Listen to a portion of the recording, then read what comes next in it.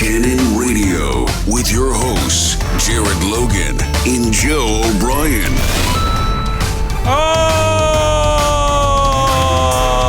here we are. Touchdown, Eagles. Yeah, that's right, Jared. You got it, babe. You know the words to say to get me started. What a game. What a just edge of my seat game. It could have been anybody's game. Could have gone either way. Not boring at all. Not one-sided. I get it now. I get the thrill of sports. I mean, I'm so thrilled that you watched every minute of it and knew what was happening. For those of you, I did not. I went over to my our friend's house in our neighborhood. Her husband is an amazing chef, and he made homemade chili, homemade mozzarella sticks, ooh, nice. Homemade buffalo wings, homemade buffalo tenders. It was a full spread. So that's how they lured you in to the area of the game of the sports. Yeah, I was near the game, so I could see just what a contest of champions it was. Absolute shellacking of the Kansas City Chiefs by the Philadelphia Eagles. By the way, if you're just joining us for the first time on Glass Cannon Radio, this is a sports show where we talk sports. And we're talking about the Super Bowl, which is at the end of the NFL professional football season. There is a final game to decide the winner of the NFL for that year. And it's called the Super Bowl, okay? Because in the 1910s when they started it, people would bring their own bowls of porridge to the game. That's where it came from? That's where it comes from. And then whoever won would get a giant bowl of porridge and was allowed 1 day off from the factory. So it was a Super Bowl. Wow. Thank you for that little history. A little sports history here on Glass Cannon Radio, a sports show. A known sports show. Sports radio show. Yes, of course we will stop talking about sports immediately. But McD, are you excited? Are you excited? Gotta shout out my buddy McD. We grew up Eagles fans our whole lives. This kind of thing. It's only happened to us twice in our lives. So this is a very, very exciting week for us. Go Birds, buddy. It is an exciting week. There he is. It's an exciting week for this episode of Glass Cannon Radio, where we're going to be talking about all kinds of really fun stuff. Guys, McD discovered something for us. One of the things we're going to talk about today is there is a organization called the Video Game History Foundation. That is correct. Who have archived and cataloged all of this like vintage video game material. So really thousands of old video gaming magazines like GamePro, Electronic Gaming Monthly, stuff like that. PC Gamer. They've cataloged thousands of issues of that. They've cataloged video game art from the actual games, and you can go. It's all free to go look at. So we're going to talk about that a little bit. Then we're going to use that as a jumping off point to get into where it all started, Joe. Yes. Where it all started. So we're going to tell our own video game origin stories. What are your earliest memories of playing video games? What are your best memories of playing video games? But what is it that got you started on video games? So we're going to go into that for a little while. About that too, Yeah, that's going to be amazing. Then after that, we're going to do a little nerd news, sort of a general wrap up of stuff that's coming out, stuff that's popping off in the geekosphere. We're gonna handle a bunch of little things, and if someone in the chat or who wants to call in has something else they want to add in that section, feel free. Let's talk about what's going on in the geekosphere in terms of stuff we have to look forward to, because we could all use something to look forward to in this world. Could use a good distraction. The news has been pretty bad, and then we're going to do a little segment that I think might be recurring called The Name of the Game, where Joe and I each tell you what we're playing right now in terms of tabletop or board games, or maybe it could be a video game, but we're going to talk about a specific game, each of us, that we really want to talk about.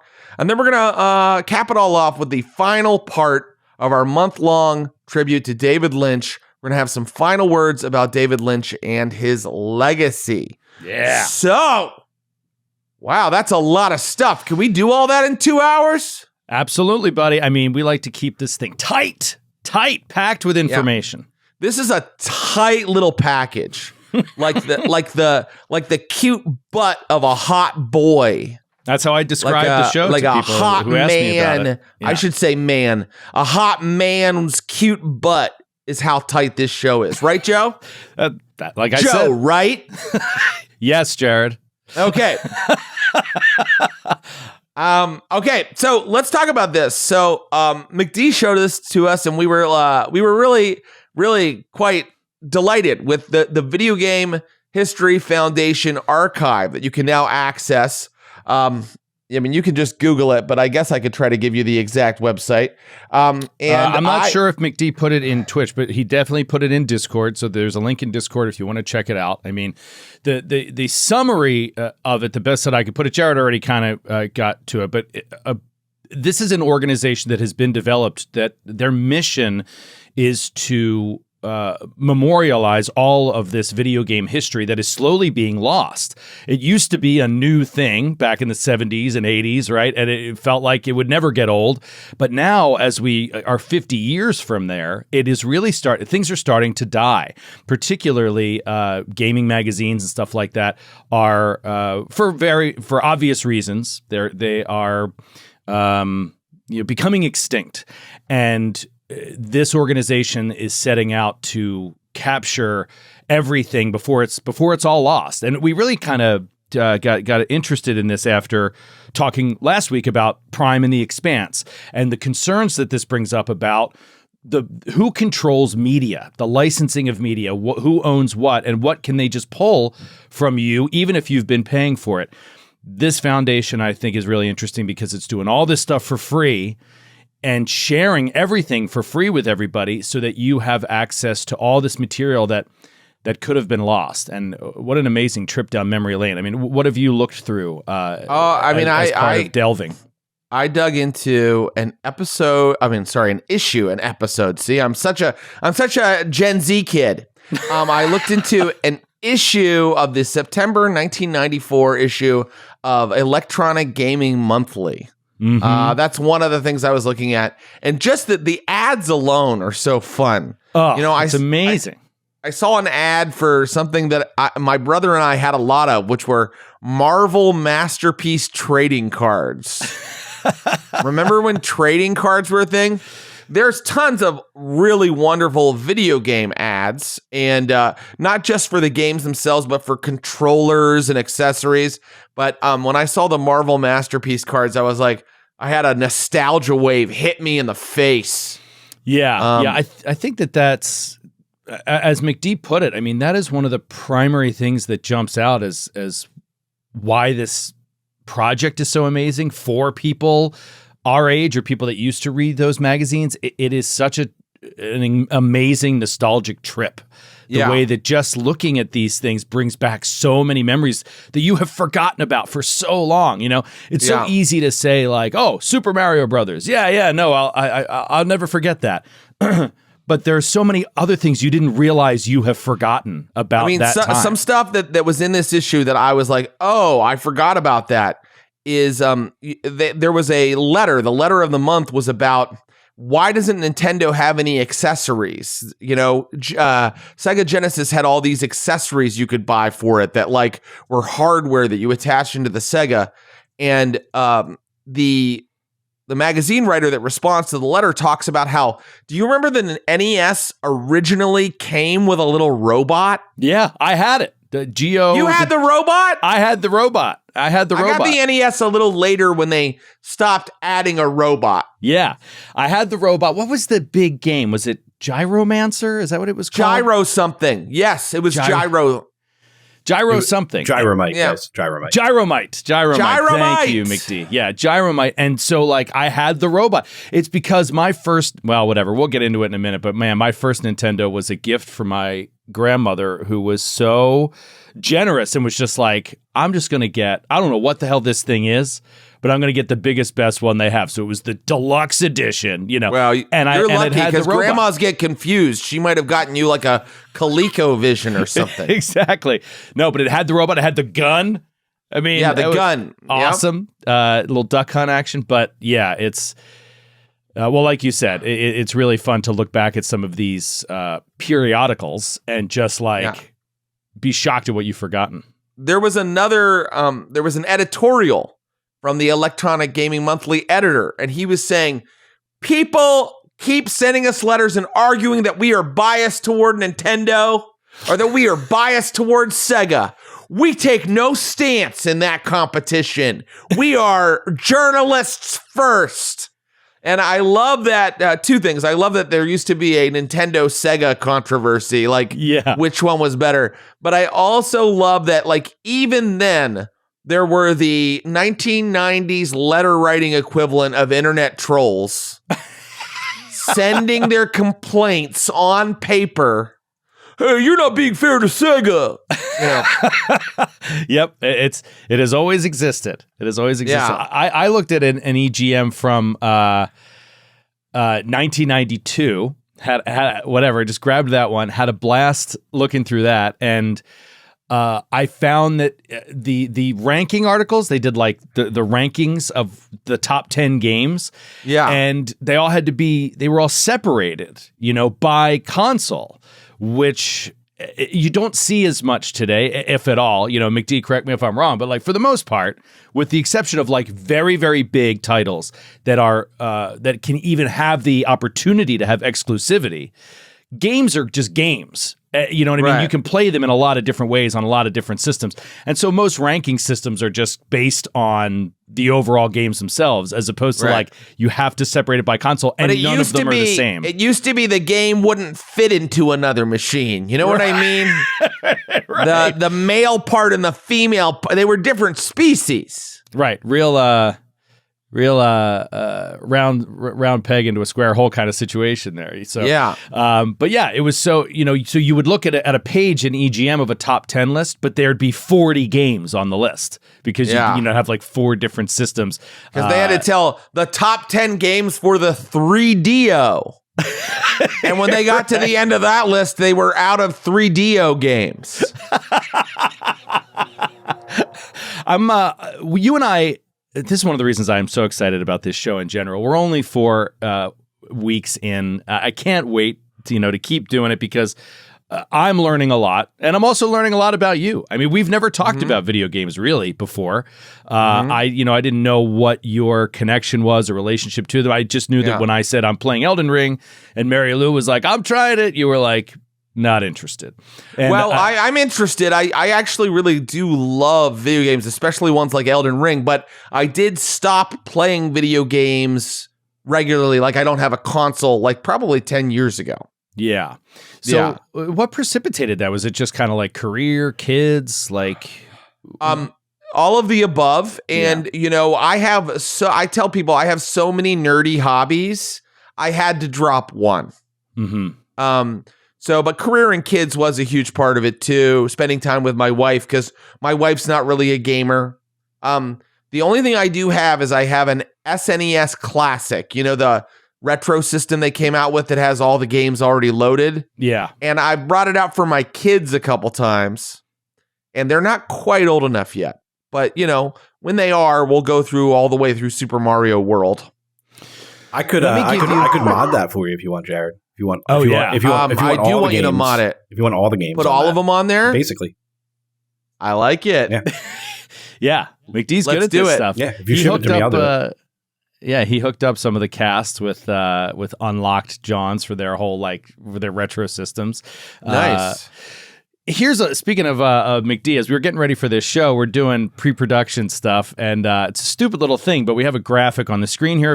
Check us out live on Twitch if you can at some point. But we put a list up of what we're going to talk about today, and the top thing on the list is the Video Game History Foundation. However, that is too long to fit into the screen.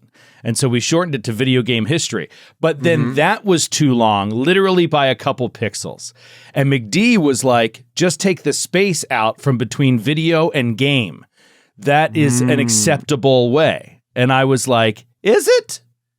Jared, your thoughts. Is video game both 2 words and 1 word actually acceptable? Or is it 2 words? I'm glad that we're getting into the real issues.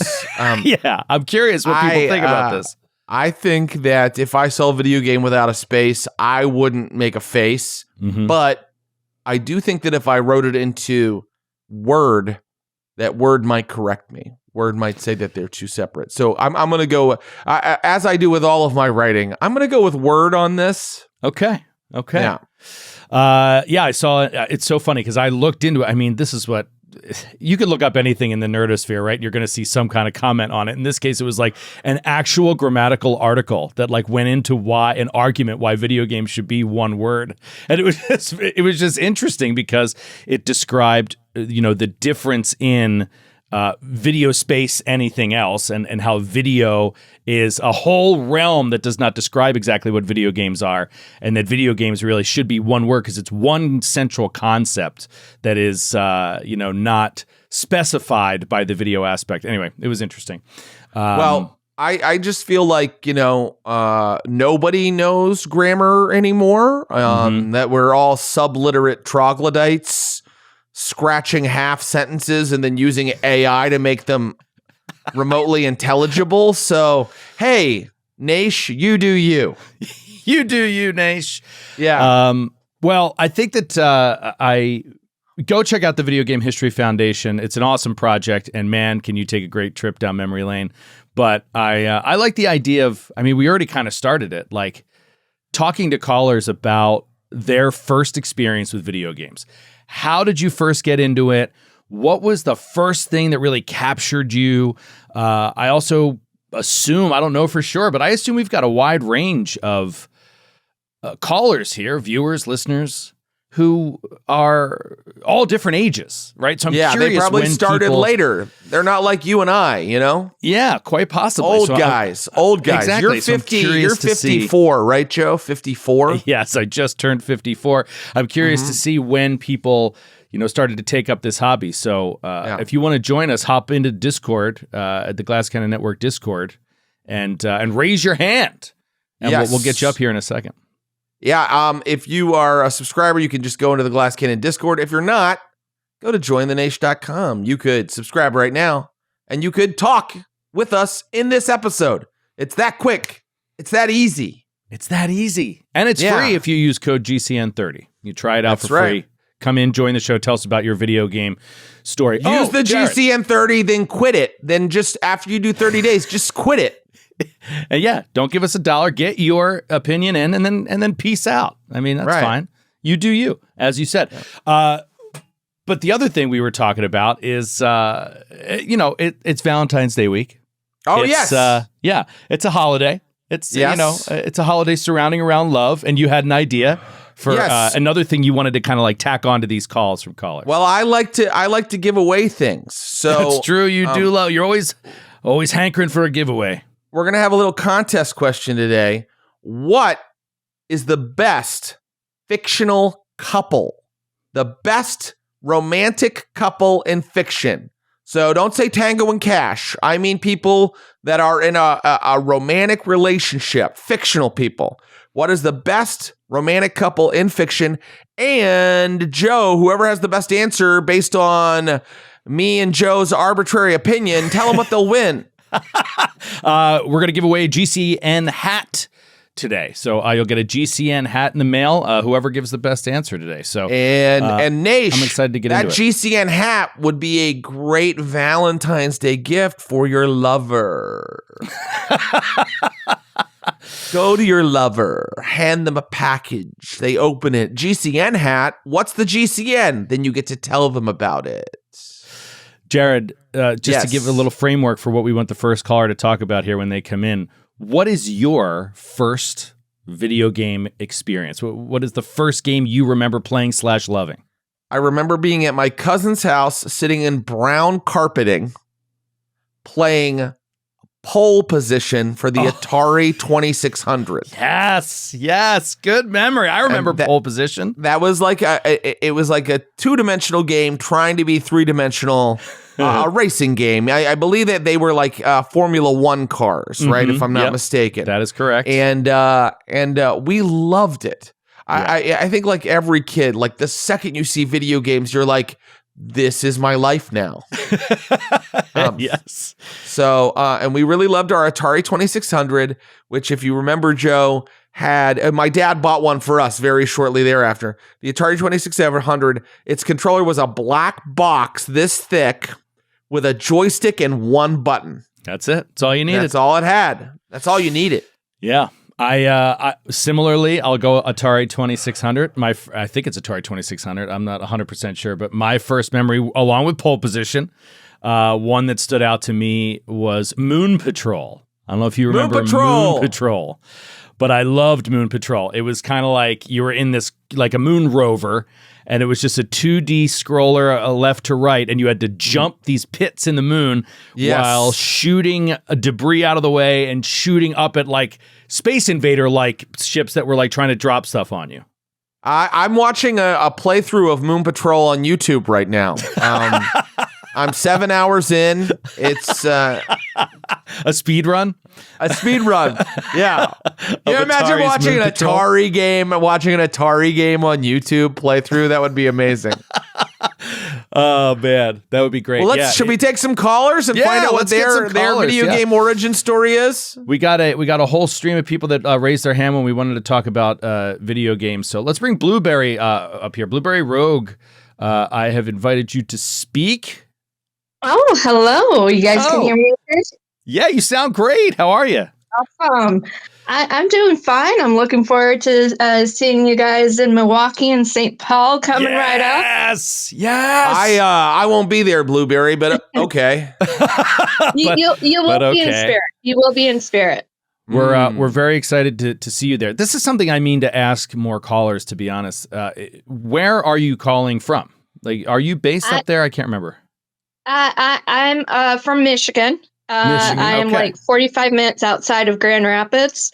Okay. So kind of like the opposite side of the state. All right. Cool. And what is your social security number?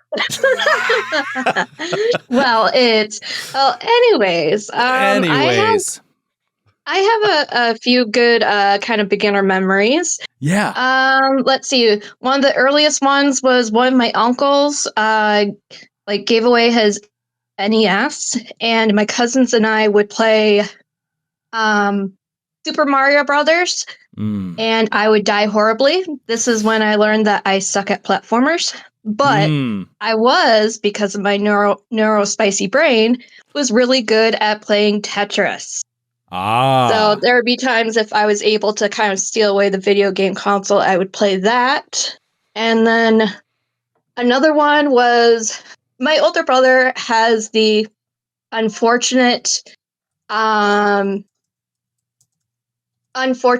being one of those kids born around the holidays, but he used this to his advantage. And one year he asked for a PlayStation 2.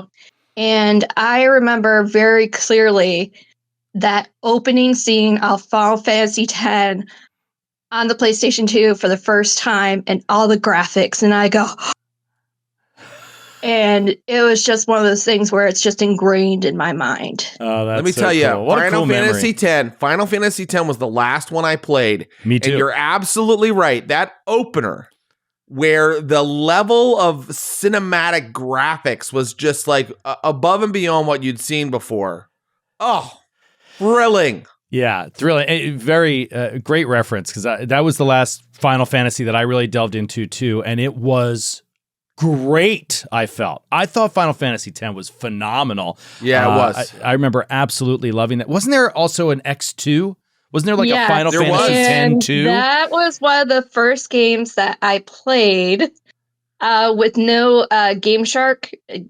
For people who are not in the know, Game Shark was a little device that would allow you to have like cheat codes and stuff within various games. Right. Or if you're like me and absolutely did not have the patience nor the hand-eye coordination at the time to deal with some of the like bigger games, like what was it, Snake Game Eater. Shark. There was Game Genie. Yep. Yeah. Game Shark, So, Game Genie. Forgot about those. X2 was like the first time where I'm like, crap, I can't get it to work. Why can't I get it to work? And so, yes, I had to use my little strategy game, and I played X2. I didn't quite get 100%, so I had to go online, and somebody uploaded the special ending. But yes, I did beat X2. Good for you. That's awesome. Good for you. Blueberry, before we let you go, give us a fictional couple, a great fictional couple. Oh, this is going to bite me in the butt, but everybody knows this. I am a diehard Rhysand and Feyre from the Game of Thrones series. And I stand by that because they definitely support each other through horrible, awful, traumatic things and really started off the whole friendship over time, learning how to trust in themselves, better each selves, and, you know, everything right before it accumulated to a really passionate romance. Wait, remind me who they are again. Yeah, I don't know who you're talking about.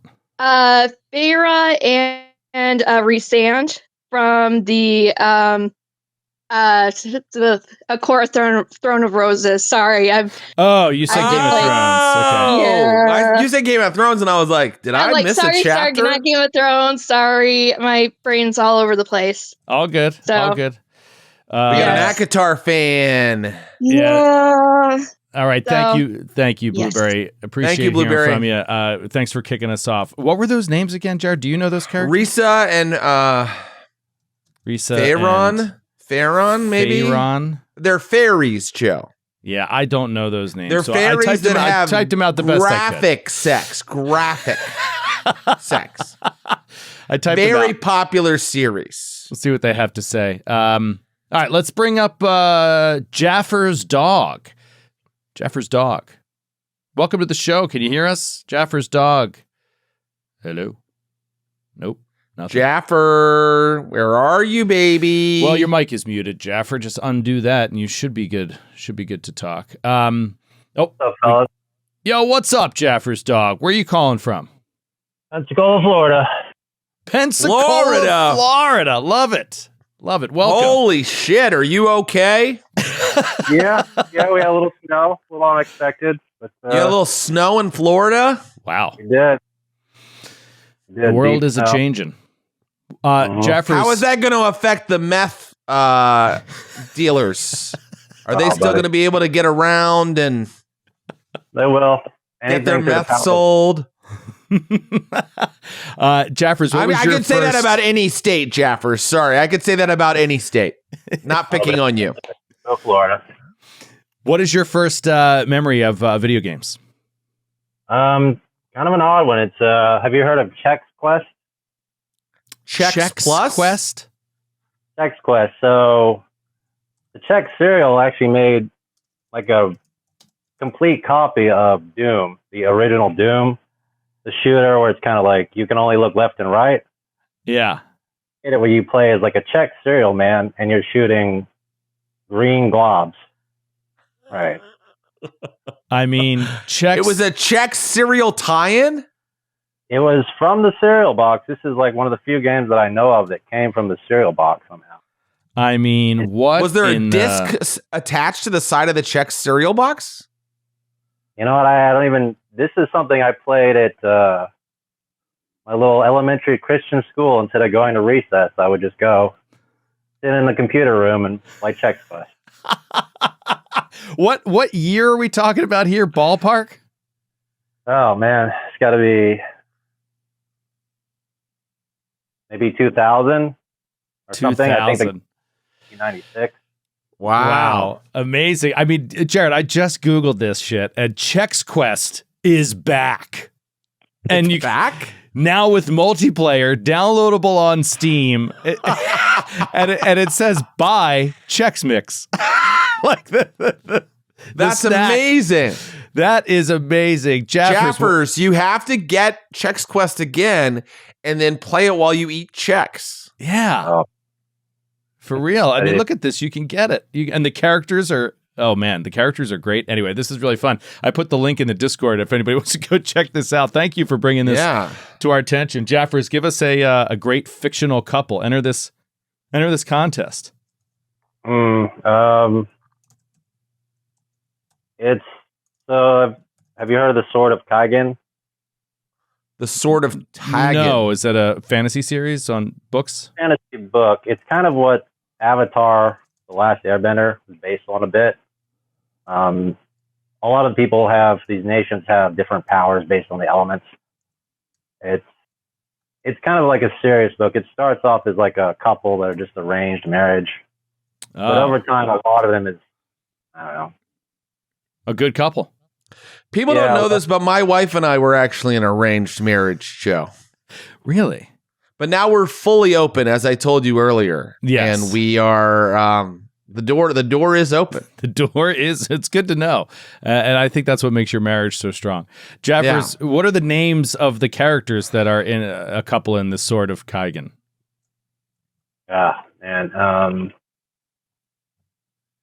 Don't remember. Jaffers, I think this is the best contrast entry we've ever gotten. I'm going to give everybody a little tip on the contest. Know the names of the people. And then also, you might want to go for something. I mean, Akatar is extremely famous, Blueberry, so I don't blame you for going there. But maybe go for something, since Joe and I are judging it in McD, maybe something that we have heard of. You gotta know. That's how you win. I'm just telling you how you win. Travis, why don't you come up and tell us a story from your video game early years? Good to have you back on the show. You're muted though, buddy. Travis, Mike is muted. All right, can you hear me now? Yeah, we got you. I can hear you, Travis. Yeah, we got you, Travis. Travis, thank you for using your own photo for your avatar in Discord so I know who I'm talking to. Yeah. Yes, I can never decide on a screen name long enough to keep it, so I just use my real name like a psychopath. Yeah. Everyone should have to do that by law. If you want to use the internet, you should have to get a license, and then your real photo and your real full name should be posted on every social media site. We would solve a lot of problems, That's Travis. Right. Yep. And I have no problem of voicing my opinions on any matter. So if it comes down to me defending my position, I'm happy to do it. All right, Travis, give your video game memory, and we're going to make you defend it, bitch. Okay. Well, I'm old enough to have started with NES, but I'm going to skip right to Game Gear because like the Leo from Django Unchained, like I was hooked on video games. This is when it really grabbed me. I was playing an X-Men game. I do not remember the name of it, but I was sitting in a doctor's office, either waiting for an appointment for myself or for my dad. And I was fighting Sebastian Shaw as Rogue, and I'm playing the character and I'm realizing that all I'm doing is making this guy stronger. And it dawns on me that the game has been made in a way that I have to know about the character's powers to actually defeat him. So that is brilliant. That's brilliant, Travis, because of course we all know that Sebastian Shaw of the Hellfire Club's power is that he can absorb and redirect kinetic energy, which makes Rogue a poor opponent for him because one of her main things is the ability to deliver very strong punches. Exactly. Same thing. So my favorite character, Cyclops, and then, Gambit, also useless. However, there's fire in the level, and she can fly for short periods of time. So I just get him to walk over the fire 50 to 100 times, whatever it took, and finally, defeat the opponent. Wow. But that was the moment I was like, that's okay, brilliant, Travis, because that's where your comic book knowledge had to meet your video game knowledge. That's awesome. And that's pretty much the only knowledge I still have is X-Men comic books. We got to talk about the X-Men on the show sometime, and you can call back in because there's so many good. Are you reading the X-Men right now with Jed McKay? I am, and that is amazing. It's so great, right? Yeah, the Cyclops monologue from the last issue. I was telling my boys' mom about the Shakespeare. That. Oh, yes. Oh, that was so powerful. Yeah. Chills, pleasurable chills down my spine. The Cyclops monologue from the last issue of X-Men, everybody. Go and check it out. I got to check this out. I didn't know. No, the current X-Men run, they started a new status quo about 10 issues back. So this is where they move on from Krakoa. They moved on from Krakoa. It's more of a classic setup now. They're once again hunted by the government and what have you. And it's just great. It's the work they've been doing on X-Men is great. I got to check it out. Travis, give us a great fictional couple. First thing that comes to mind, always comes to mind, John Crichton, Aaron Soon from Farscape. Okay. John Crichton and Aaron Soon from Farscape. I don't know who that is either. Do you know Farscape, Joe? No. Okay, I know Farscape, which I know who John Crichton is. That's the main human guy that was an astronaut that ended up piloting the Farscape or whatever. Who is Aaron Soon? Is it that white skin lady? Travis is gone. But Travis, Travis, are you okay? I moved on. I want to get as many colors as we can. Sorry, Travis. Yeah. But yeah, I have John Crichton and Aaron Soon from Farscape. All of the answers for romantic couples are ending up being the most obscure. They're just like people going like, there is an anime called the reward was Lagan Machocho. And in that anime, there is a young cousin of the hero who meets a rice ball selling girl. I would like to submit that as my best romance. Yeah. How about Han and Leia, everybody? Come on. Exactly. How about Han and Leia now off the board? Well done, Jared. It is truly, if you want to win, the contest wasn't for the most obscure, unknown couples in fiction. It is for the most popular, most interesting, most interesting answer. Travis, we're just busting your balls, buddy, totally. and we're going to have that X-Men. We're having the X-Men on the show soon. Oh man! You know what? I want to start reading those. Let's talk more about it in Nerd News because there's stuff that I want to bring up that we haven't talked about, Jared. That I want to bring up in Nerd News. That's like things we need to work on getting caught up on together, so that we can talk about on the show. But that X-Men run would be great. I'd love to dive into that. Check it out. Let's get DeChico up here. DeChizio. I'm not sure how to pronounce your name. Let me know the correct way. You raised your hand earlier. See if you'd like to come up. While we wait, man, this is bringing back so many great memories, especially the memory. Oh, there he is. What's up, Chico? DeChizio? How do you say it? Sorry about that. DeChizio. DeChizio. Yeah, it's not even internally consistent, but that's what it is. None of the above, Joe. Joe, you got it wrong. None of the above. I tried. What is going on? How you doing, man? I am doing great. Yeah, I'm calling from Fort Worth, Texas, by the way. I will be seeing you soon at the Dallas VIP Ascension with my wife. Next week. That's wonderful. I won't be there, DeCizio. But Fort Worth, Texas, are the meth dealers able to get around? Man, this joke works every time, Jared. It lands every time. I'm doing it for every state. If anybody were to know that, it would probably be my wife, who is an ER doctor, and so has to deal with some crazy stuff. I thought you were going to be like, it would be my wife, who smokes a lot of meth. No. She helps people recover from the aftermath, and we get some crazy stories, which is quite entertaining for me. Yeah, I bet. I already forget how to pronounce your name. DeChizio? DeChizio, yeah. DeChizio, what is your video game origin story? Yeah, what's your video game origin story? I'm not positive if this is actually my very first memory because they kind of jumble up when you get to really young, but one of them that really stands out to me are the old Jumpstart video games. Do you guys remember these at all? No. Ever heard of them? Okay, so it was like a series of educational video games. A whole company built on them, and they had special CD-ROMs for every single grade, from like preschool all the way up to like maybe, I don't know if they went all the way up to high school, but definitely up to middle school. And it's like supposed to be an entertaining way to play a game that, taught you things that you're supposed to learn at the certain ages. And I remember my dad must have gotten some bundle, but he had all of them. Wow. How old are you, DeChizio? I'm 31. Okay. And were these for the PC or did they play on a console? PC. Yeah, they sound like PC games. So give us an example of your favorite Jumpstart game.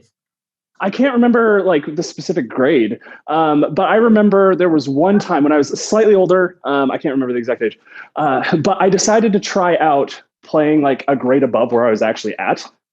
And I just kept on getting stuck, and then things started actually making sense. And it was actually the first one that I ended up actually completing, because there's almost always some subject that I hadn't been taught yet in school, and I'd hit a roadblock and then just not play it for forever, and so give up on it. But that one I remember I actually went through, and it's like you're controlling like this person going through these different floors. It's like a point and click adventure, but with trivia and math and all these different kind of things. And I just remember actually sitting down. I think that was actually the very first video game I'd actually completed.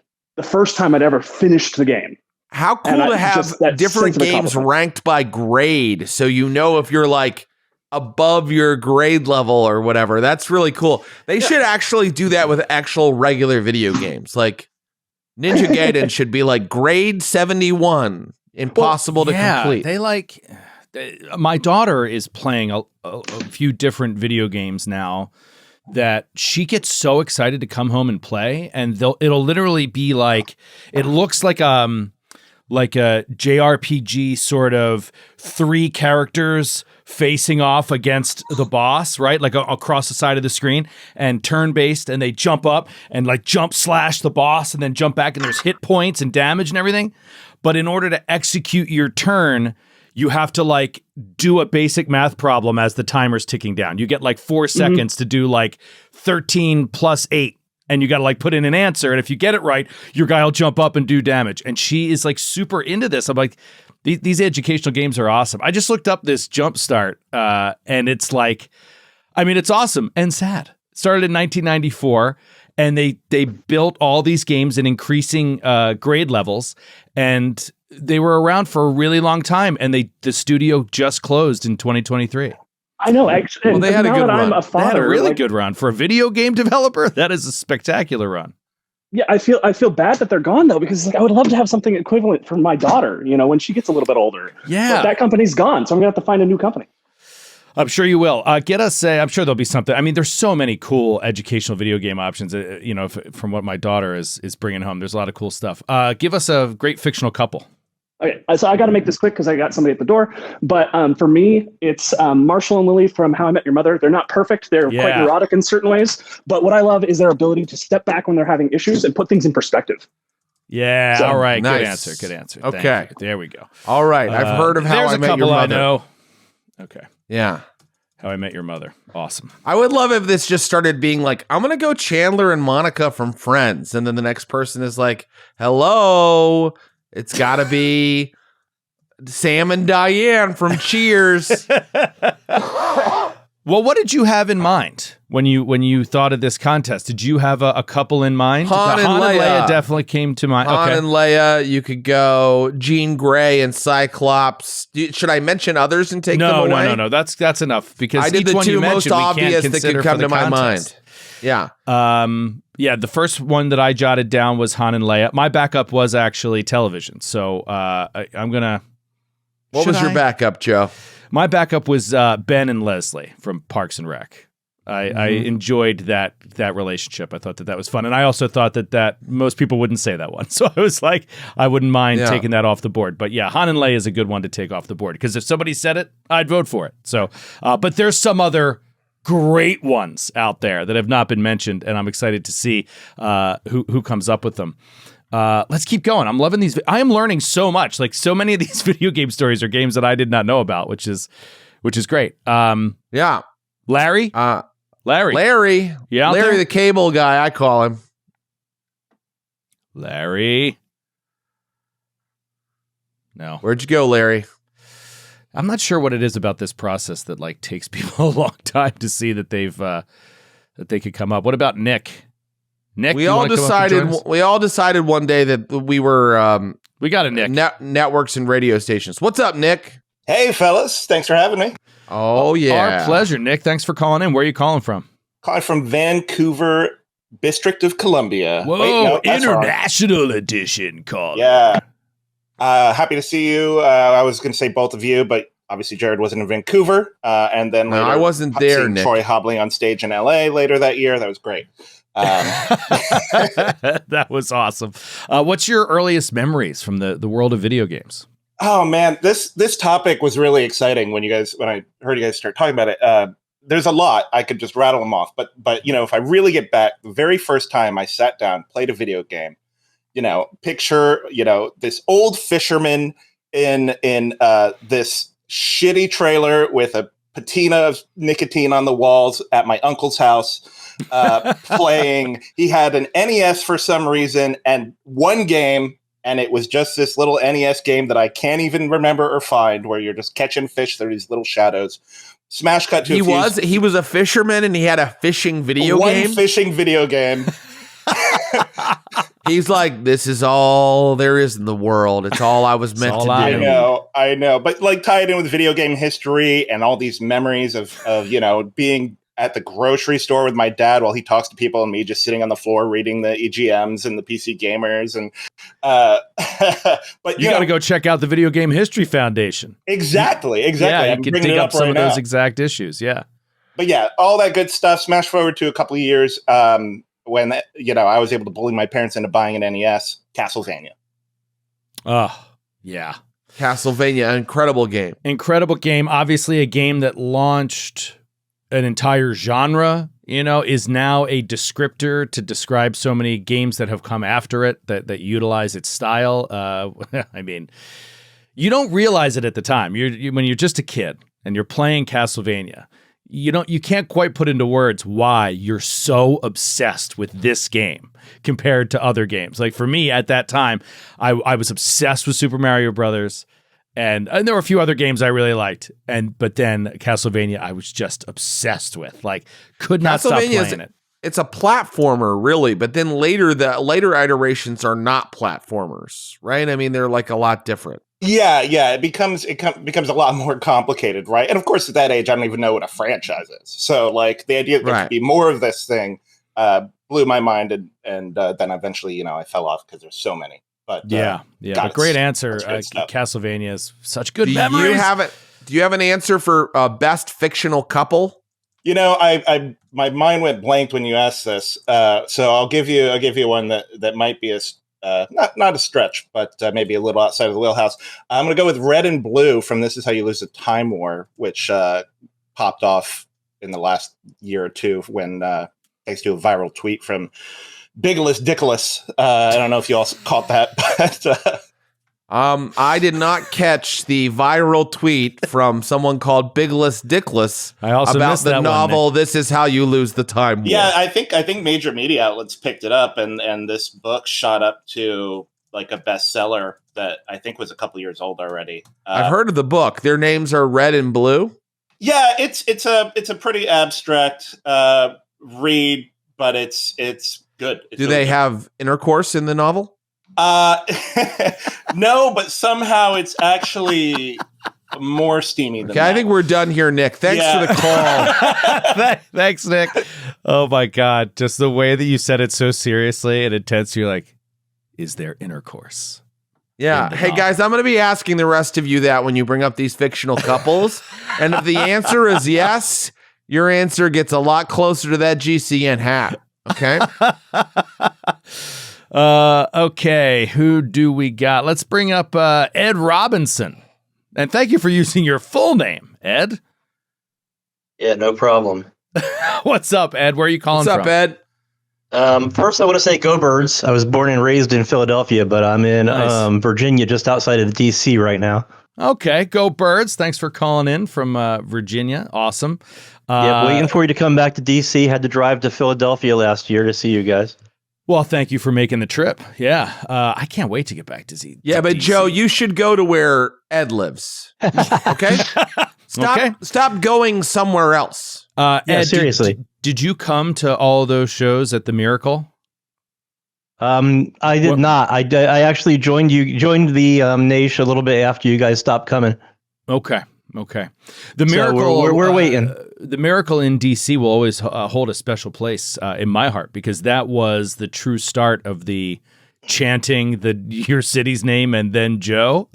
DC Joe started there. I mean, there was the Boston Joe thing, but DC was the first one to claim me from another city, and it was a wonderful night. And then everybody started doing it. So yeah, I love DC, and the Miracle was an awesome venue. Anyway, Ed, video game memories.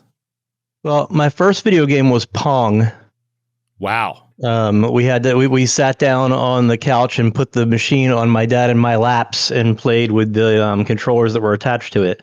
So you're a young guy, Ed. Yeah, so I'm a young guy. Young whippersnapper. I'm going to say 50s and just leave it at that. Same age as Joe. My big memory is the Atari 2600. My father and I, we didn't have much of a relationship growing up, but we did play one game of Asteroids on the 2600 for 19 hours, taking turns and never actually losing all of our ships. Wow. It took 19 hours for the game to end. Yeah. So wow. I will Very always impressive. remember that. That's a great memory. A lot of memories for me too of bonding with my father over video games. Yeah. Although one of my father's biggest outbursts came from a video game when we played Street Fighter 2 with him for the first time, and my brother kept using Hadoukens, and my dad rage quit, screaming, "Quit using them lasers." Fight That's like great. a man. Yeah. That video games were pretty much the only thing my father and I had in common, except I would watch Doctor Who on PBS every Friday night, and he would complain about it. And then one Friday night, I went out with some friends and came home early and found him watching it by himself. So. Yeah, isn't you that sneaky funny? bastard. Look at him. Yeah. Oh God, that's another great. This is memory. bringing a tear to my eye. What wonderful memories. I'm being sincere. The only video game my parents ever played was Super Mario Brothers. I was going to say a sequel, but it was just Super Mario Brothers, the original Super Mario Brothers. They got into it. I mean, our whole neighborhood was into it. It was a phenomenon. Everybody would play it. And I remember my mom used to be like, she would be like, "Oh, this is how I'll do my workout time." And we had like a janky ass stationary bike. And she would ride a stationary bike and play Super Mario Brothers. It was like, wow. I just have this image of her exercising and playing Mario. Sorry. I just wanted to say real quick, you brought back the memory of Street Fighter 2, and just the ability to spam Hadoukens was so fun. Like if you could get that rhythm on it, was Hadouken, Hadouken, Hadouken. Yeah. He'd just keep getting knocked back. Yeah. I played a lot of Street Fighter 2 with McD. Hell yeah. In the day. And I won all the time, right, McD? Yeah, you're real good. my younger brother always beat me. My brother, who's 2 years younger than me, always wiped the floor with me, and my dad. He's just better at video games, but I still loved playing with him. Ed, give us a great fictional couple. Oh, there's so many. I'm going to go with outside of the Disney Star Wars universe here, and go with Luke Skywalker and Mara Jade. Oh, good one. I love their story. Universe. I loved how they started out as enemies, and you knew the minute that they met and started out as enemies that they were eventually going to be a couple. And watching that story evolve was just, as somebody who read a lot of books back then, that was like that was like my one. What I guess they call it a ship nowadays. Was I would grab the next Star Wars book just to see if those two were going to get together yet. Yeah. So. That universe is now disavowed, Joe. And that universe, no longer you're talking about, that was the books, right? That was like the Timothy starting with Timothy Heir to the Zahn? Empire. Is that his name? Heir to the Empire. Yes. Yeah. Starting with that was the first book she appeared in. Those books were so good. I love those books. I remember really loving those books. Anyway, thank you, Ed. That was a great call. And Luke would be a gentle and attentive lover too. And by being attuned to the Force, who knows what kind of moves he's pulling out of the bedroom. Exactly. Who knows what he could get into? Friend of the show, longtime friend of the show, Jobster. We haven't. Is this the first we've heard from you on Glass Cannon Radio, buddy?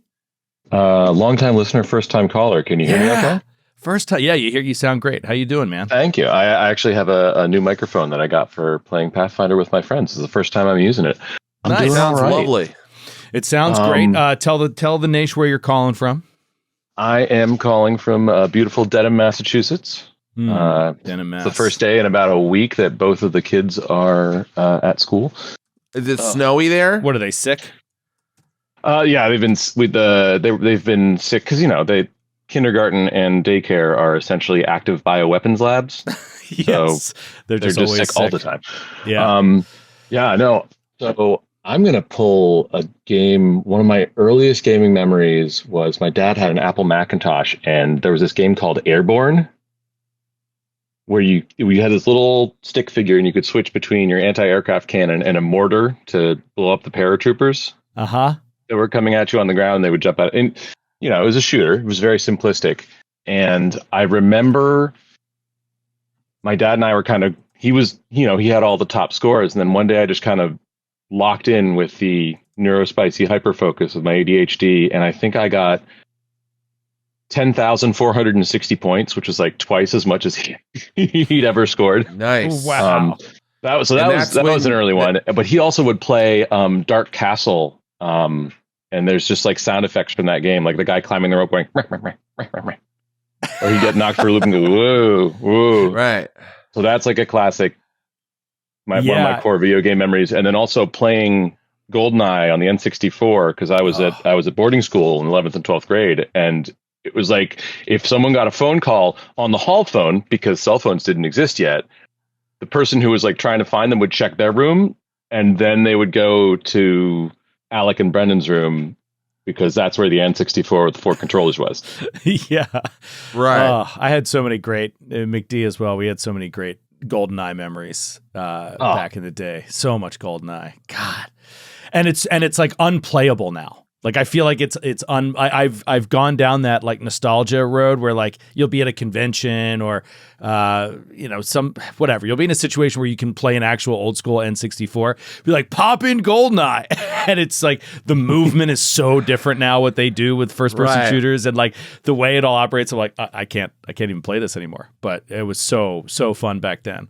How did your dad take it when you beat him in Airborne?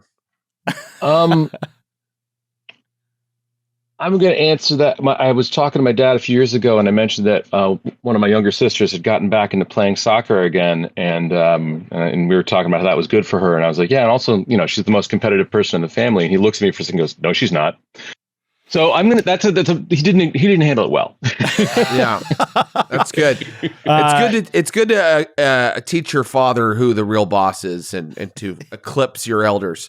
What is your favorite romantic couple from fiction? Okay, so when you asked about best favorite couple, one of the ways I look at it is like, what couple would you want to be? And a lot of people have named couples that go through a lot of drama.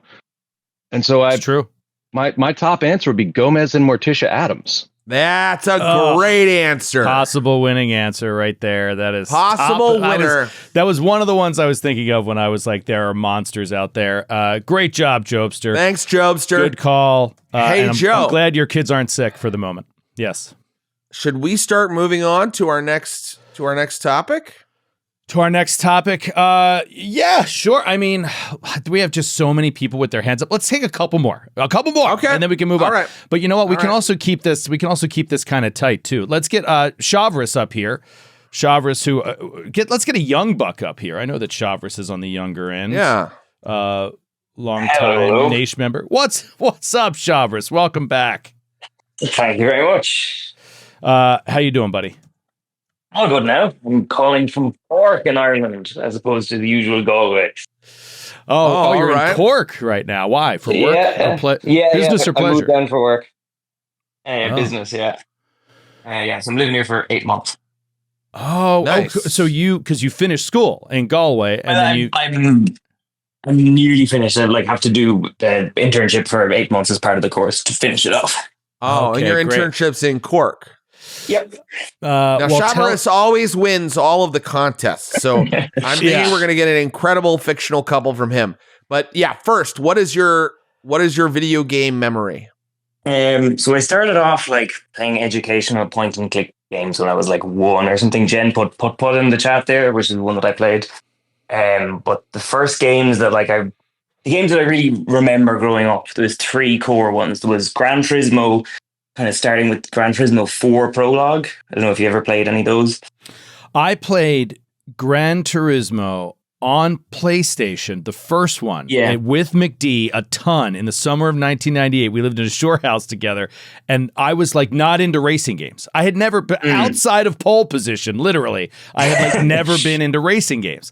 I started playing Gran Turismo, and it's like an RPG of a racing game. It's like, it is addictive and fascinating, and you want to upgrade every little piece of your car, and you can actually feel the difference when you're driving it, when you make one part change. Like, that game deserves all the accolades it gets, in my opinion, and all the sequels, because it's just one of the greatest. One of the greatest. It's ever. phenomenal. When Joe says we played it together, he means I sat next to him and watched Joe play for an entire summer.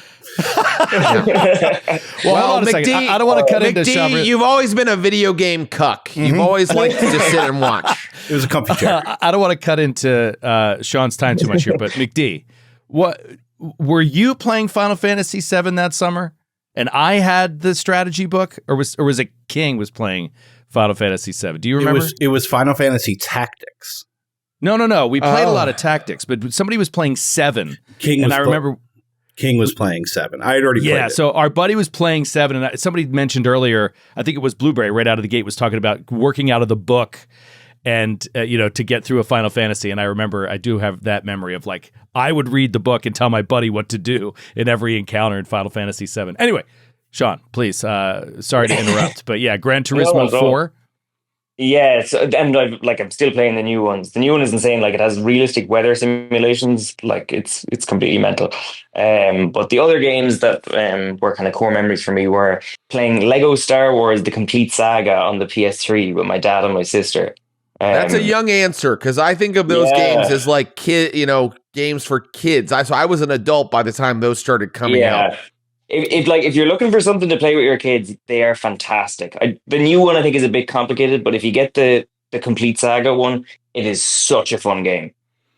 Cool, that's good to know. Yeah, it's something I could maybe get on like Switch or something and play with the kids. Yeah. I think they re-released it. You'll find it on all sorts of stuff. It's a really good simple game, like fun puzzles, and just great, and Star Wars, which is obviously fantastic. All right, and Sean, give us the last game that I had that is like my favorite game of all time, nearly, is a Pokemon Platinum version. That was like the first game that I had on my Nintendo DS, which is my first like handheld console, and I played like hundreds and hundreds and hundreds of hours in that, and got an action replay to get cheats so that I could like get all the hidden stuff in it. It's just phenomenal.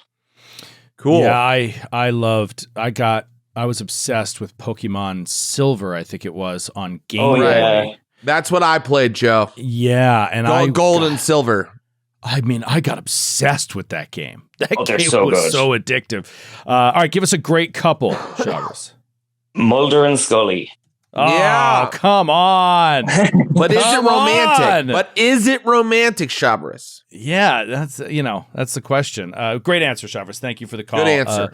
But yeah, definitely gets you thinking. All right, one more caller there, Jared. Then I'll let you move on to nerd news. We're so excited no problem. to talk nerd news, but there's just too many folks that want to get in here, and new folks too. What about let's see? How about Modest Warfare? I don't think we've had Modest Warfare on the show before. I like that name. Hello, can you hear me? Hey, how are you, Modest? I'm doing well. How are y'all? I'm doing freaking great, man. This is such a blast. Where are you calling from? Houston, Texas. All right. Houston, Texas. Are you coming to one of our shows next week? No, I can't make it up there. Which I have a little bit of a bone to pick with you because you haven't made it to, the good city in Texas. But it's okay. I have not been to Houston. Joe, you should go to Houston where Modest Warfare lives. Thank you. Instead of where you are going. And then we'll head to Virginia. Where was it Nathan? I can't remember who it was. Next year, the Glass Cannon's announcing 428 live dates. That's more than one per day, and they're going to be hitting Saskatoon. They're going to be hitting Cassville, West Virginia, Sandusky, Ohio. If you live there, the Glass Cannon will be there. To be fair, Jared, I think your ball busting is a little excessive when the two suggested cities are Houston, Texas, and Washington, D.C. They're pretty big markets. We should be playing there. We really should. We're giving a little too much love to Austin just because Troy and I love going out and partying in Austin.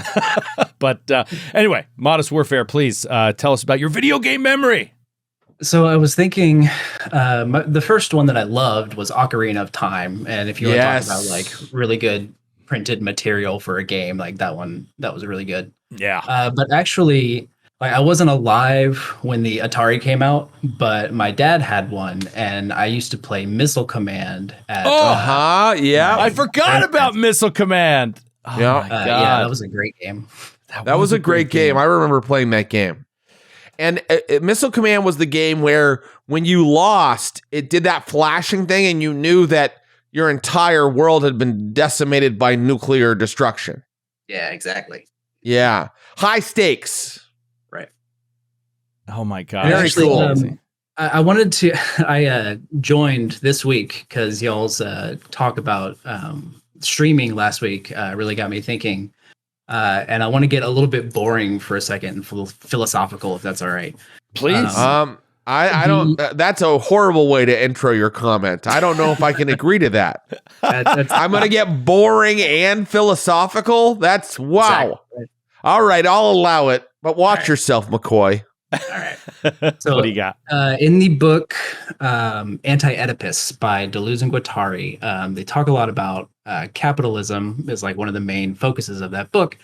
And one of the things they talk about is how it comes up against these external and internal limits. So external limits would be like things like, there's not enough resources to create this product. There's not enough labor power to make it, that kind of thing. Whereas internal limits are things like the tendency of the rate of profit to fall.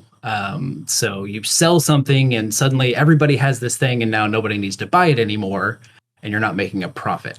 And I think that video games are a really interesting example of this because, we used to have these games that you would buy, you'd have a physical copy, came with a lot of really cool extra stuff. And that doesn't work on a large scale because now everybody has that game and nobody's buying the game anymore.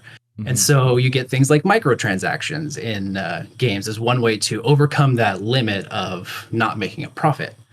Or you put everything on a subscription service and make people pay for it month after month after month. Like the Blizzard model. As a way to continuously make profit. And so unfortunately, the economic system that we're in right now, it's just going to get worse and it's just going to keep happening over and over again. So it's really cool that y'all are talking about that. The company or the nonprofit that's archiving all these things is like, we have to do that. Otherwise it's just going to get all taken from us. Yeah.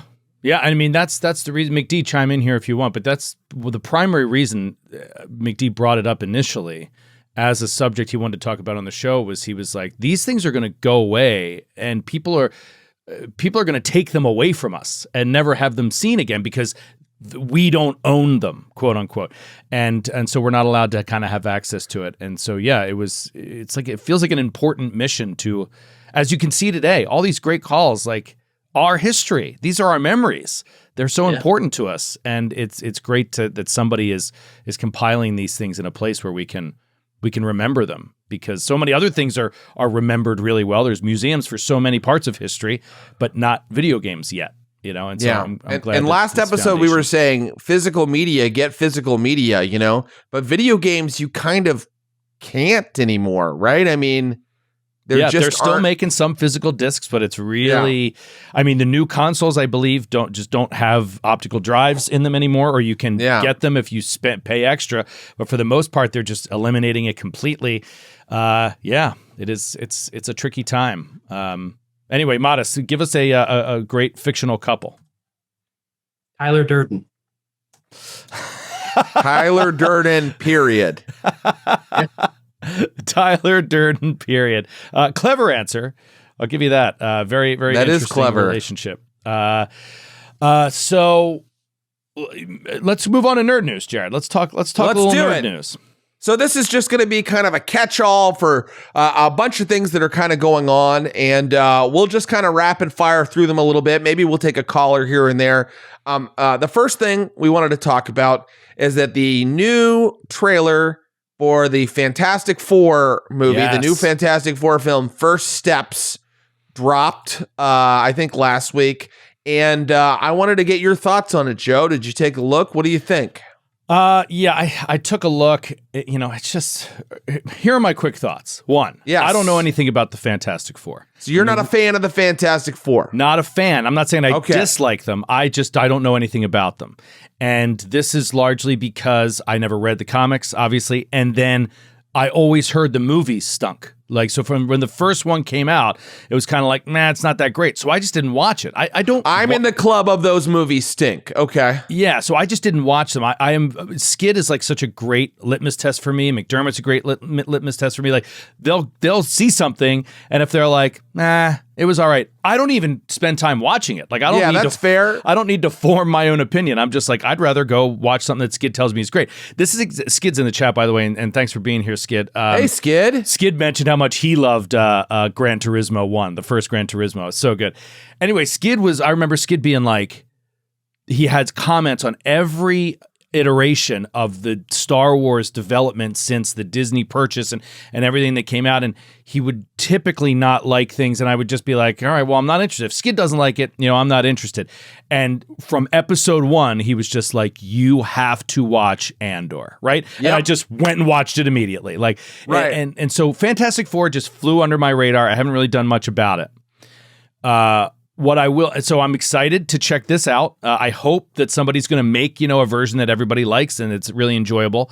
All I'll say from the trailer, I dig the style. I dig the look. And you like the 1960s milieu. Yeah. I think that's fresh and interesting. And I really love the actors. I know I think 3 of the main of the 4, I know really well from other projects where I feel like they truly stood out as phenomenal actors. There's Pedro Pascal, of course. Yeah, so Pascal, of course, who I loved in Game of Thrones, and then obviously loved in The Last of Us. I keep looking up.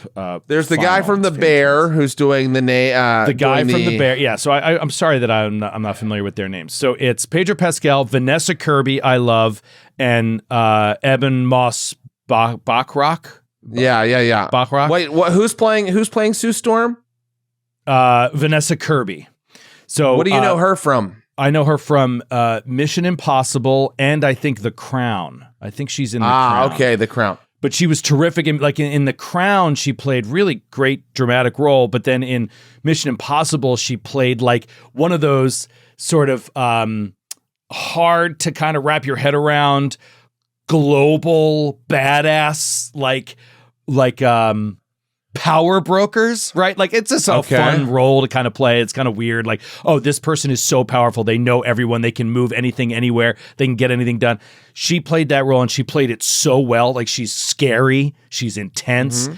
And so I feel like in The Crown, she plays like the princess. So she really runs the gamut really well. And so, yeah, I dig her. So I'm excited.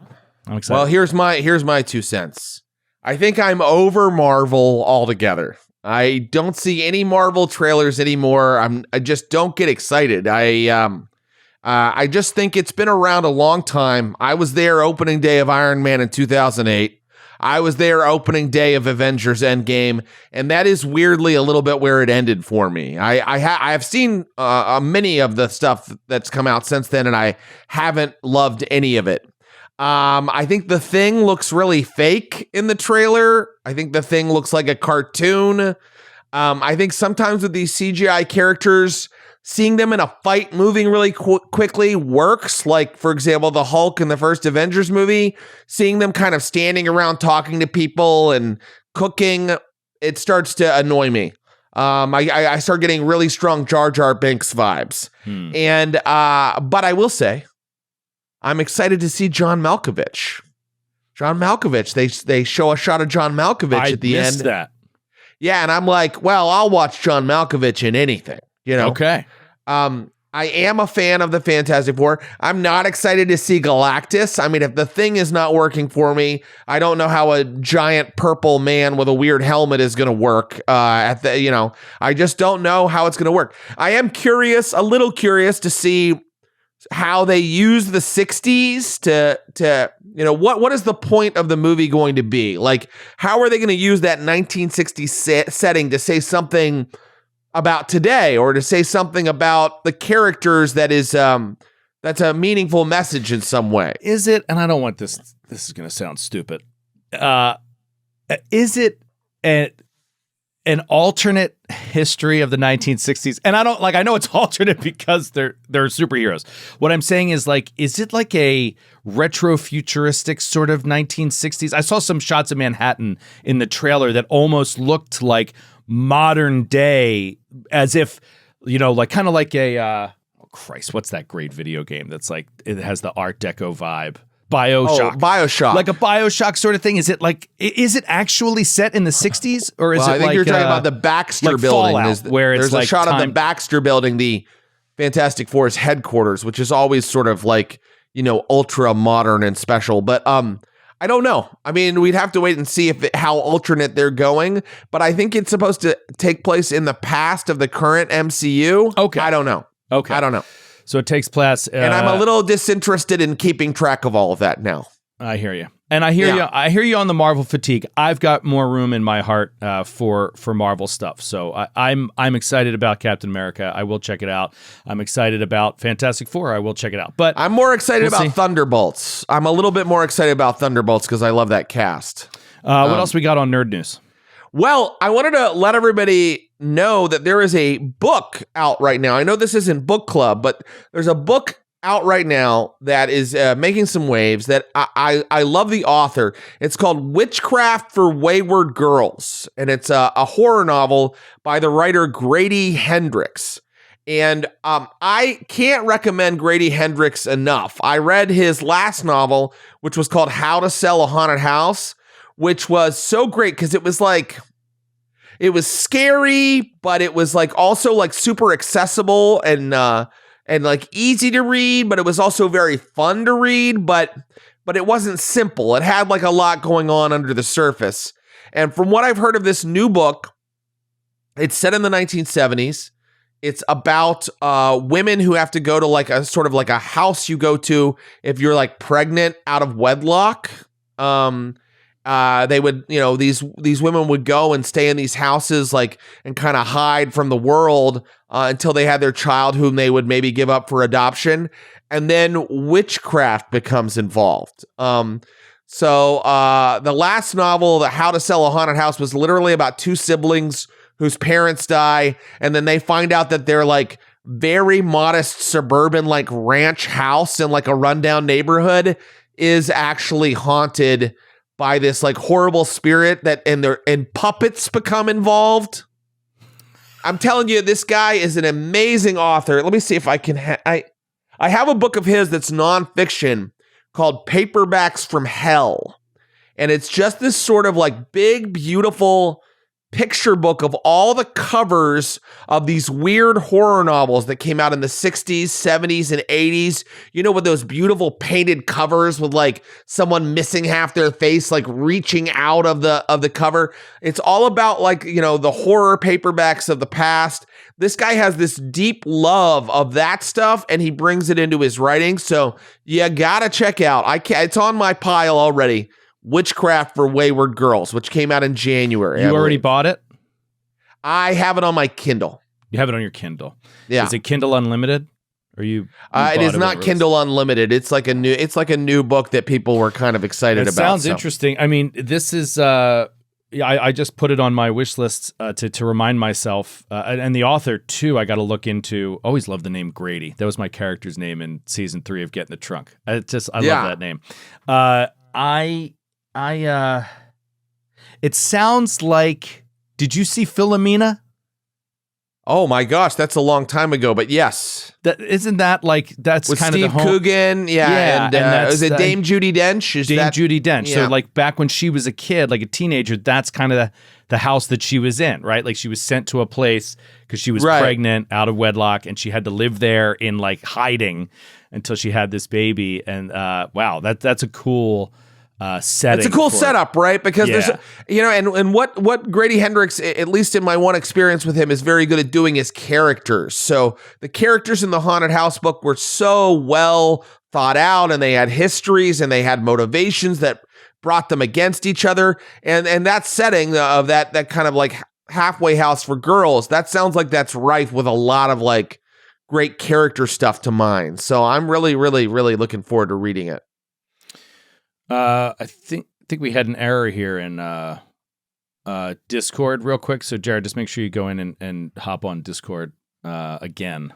Oh no. Yeah, it's repopulating now. I don't know what the hell happened.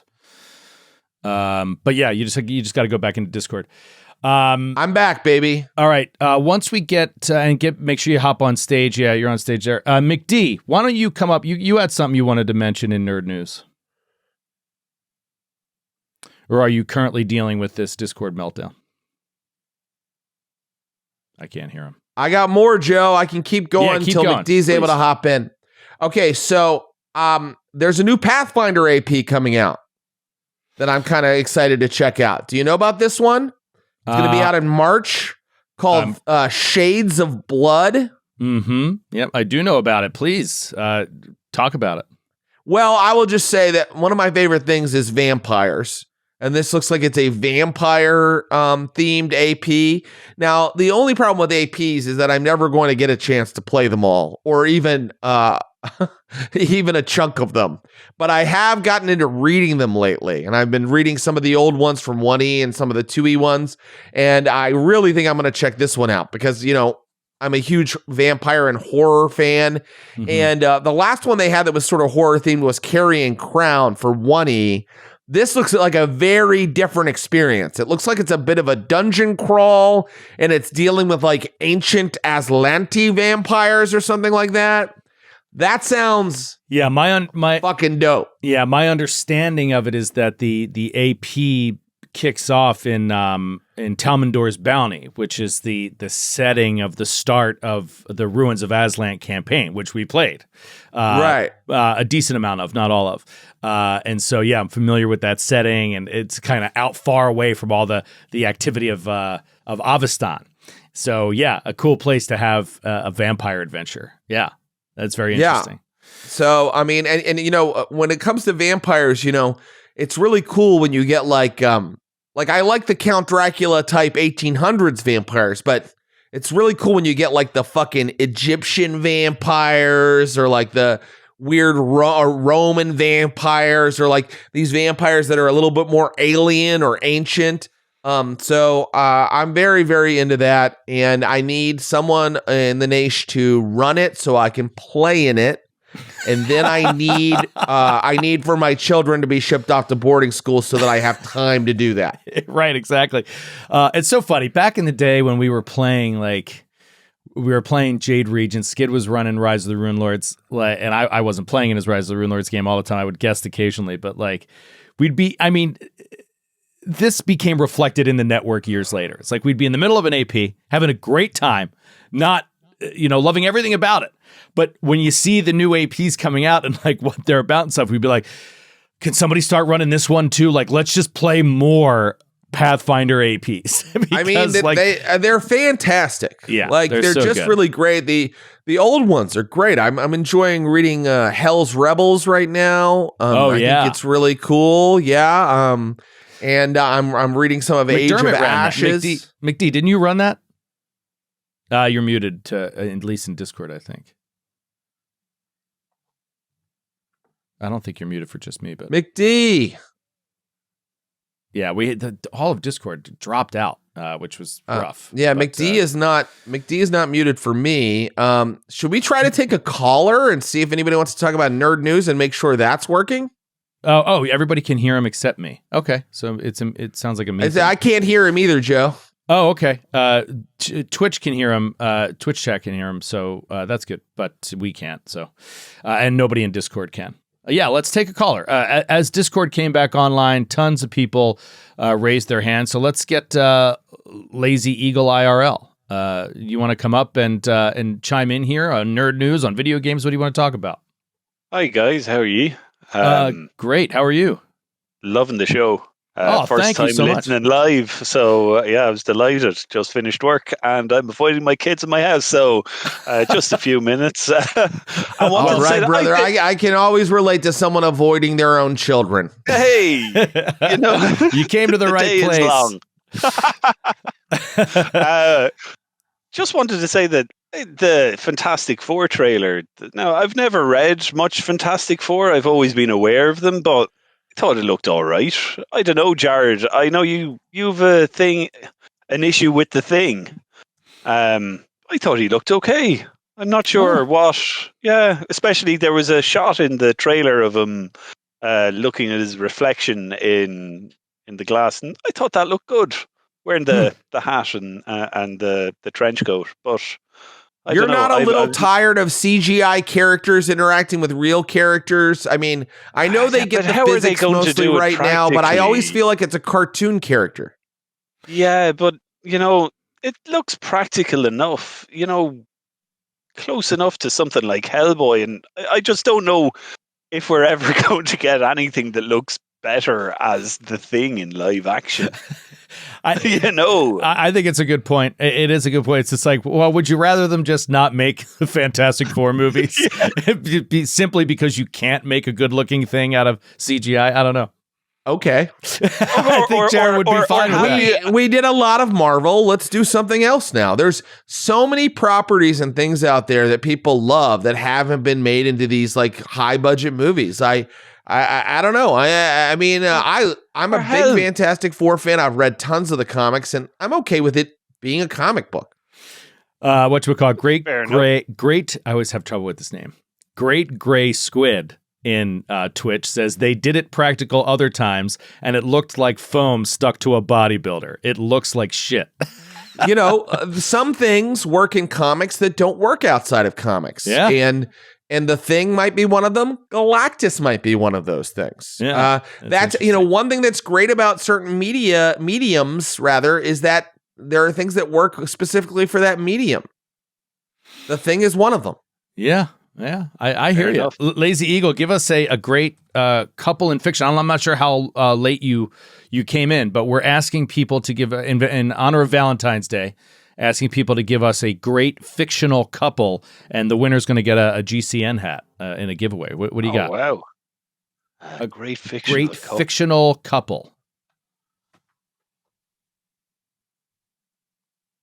Lazy Eagle. Wow. Don't be lazy right now, buddy. Sorry, it's a hard question. Yeah, especially I had a feeling that you came in late and didn't know. Oh, yeah. It's it's all right. Fictional couple. Yeah, don't worry. Yeah, don't worry. I'll have an answer next time. Okay, well, thank you for calling in. Please come back. Guys. It's great to hear from you. I will. All Love the show. Cheers. Bye-bye. Bye. Thanks, Lazy Eagle. That was great. McD, do we have you back yet? Are you working in Discord? No. Man. I don't know what's going on. Everybody can hear him on Twitch. I feel naked without McD. I know. I feel like we're lost and alone, and he wanted to. Oh, man, this sucks. All right. Well, here's something I want to talk about. I'd love to talk about, this isn't new news, but we're in the middle of it, and that is Severance. Now, Severance. I only just started it. I'm not saying anything. All I'm saying is I adore Severance, and we've never mentioned it in the first 4 weeks, which is crazy because this is the time when everybody's talking about Severance. So just know that I've talked to Jared off air about Severance. You said you've never watched any of it. Well, I've watched now 2 episodes of season 1. Right. So you're getting started, and Jared's going to get caught up, and just be ready. By the end of season 2, we're going to have a mega ep on Severance. Yeah. So my God, I have so much Severance to watch. Yeah, you've got a lot of Severance to watch. Okay. But dude, you've got months to watch it. So don't worry about it. Got a couple months before we're going to have to talk about it, but we're going to have to talk about it on Glass Cannon Radio. This is the forum to let everybody weigh in. So I don't want to hear any complaints about spoilers. You've got from now until April, like start watch and binge watch Severance and get caught up. Yeah, anyway, that's one thing I wanted to mention. McD brought something to our attention, which was the movie Ash. The trailer came out for that. So I thought this looked really great. If you guys haven't seen this trailer, and it may have flown under your radar because this is like a Shudder movie, and sometimes those are not as big, of releases as other films. There is a new movie coming out called Ash. It has Aaron Paul, the guy from Breaking Bad, who's not Bryan Cranston, and it looks like a sci-fi horror film with alien vibes. But there also appears to be a psychological thing going on, like a Memento, Lost Memories kind of thing going on. And I saw a lot of really goopy, weird, bloody, strange effects in it. Event Horizon-ish things going on. Yeah. It looked awesome to me. So it's kind of alien. Well, I don't know anything about it. I'm saying you look at the trailer and you get alien vibes, you get Event Horizon vibes, but yes, great point. You also get Memento vibes or like Lovecraftian horror kind of vibes, cosmic horror vibes. I didn't know anything about this. McD was like, we got to talk about this in Nerd News and the new Aaron Paul movie. And Aaron Paul looks great in it. He's coming in as he's an astronaut. But he's not even the main guy. He's not even the main character. It looks like but it's cool the way I expected him to be the main character, and it's kind of cool the way he comes in. He comes in as someone who knows the main character, who the main character seems to not know. Like, who are you? And he's like, you know me, and so it has that kind of Memento feel. Anyway, looks cool. So this is amazing. So it's directed by Flying Lotus. It's that lead. Her name is Eiza Gonzalez. But it's also got a guy I worked with one time on the movie Stuber. It's got Iko Uwais, who's from The Raid. Have you ever seen the Raid movies? No. Oh my God, Joe, you haven't seen The Raid? No, I don't even know what you're talking about. You would love The Raid. You would love The Raid. It's an Indonesian action movie where this cop has to go up all the levels of this tower to take down a drug lord. Okay. Anyway, I highly recommend The Raid and The Raid 2. So anyway, yeah, Ash looks like it has an incredible cast. What else did Flying Lotus direct? I'm interested in that. Sharky in chat says, all caps, Joe, you gotta watch The Raid. Yeah, you would love The Raid, Joe. And The Raid 2 is really fun too. Okay, so Flying Lotus directed some sequences in VHS. The VHS films, where they're like found footage horror. Oh, yeah, okay. That's fun. Yeah. So and he directed some Kendrick Lamar stuff. Anyway, I think this movie's going to be cool. I hope it's cool, and I'm looking forward to seeing it.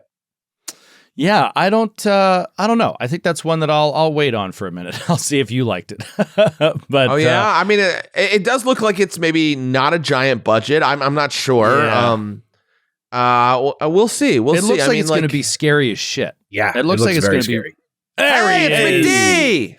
There he is. Hey, buddy. So buddy. this was. Sorry, we stole your thunder. It's fine. Ash was McD's Nerd News thunder. Yeah, but the trailer looks dope. It made me immediately think of Delta Green. As so many horror Lovecraftian things do these days.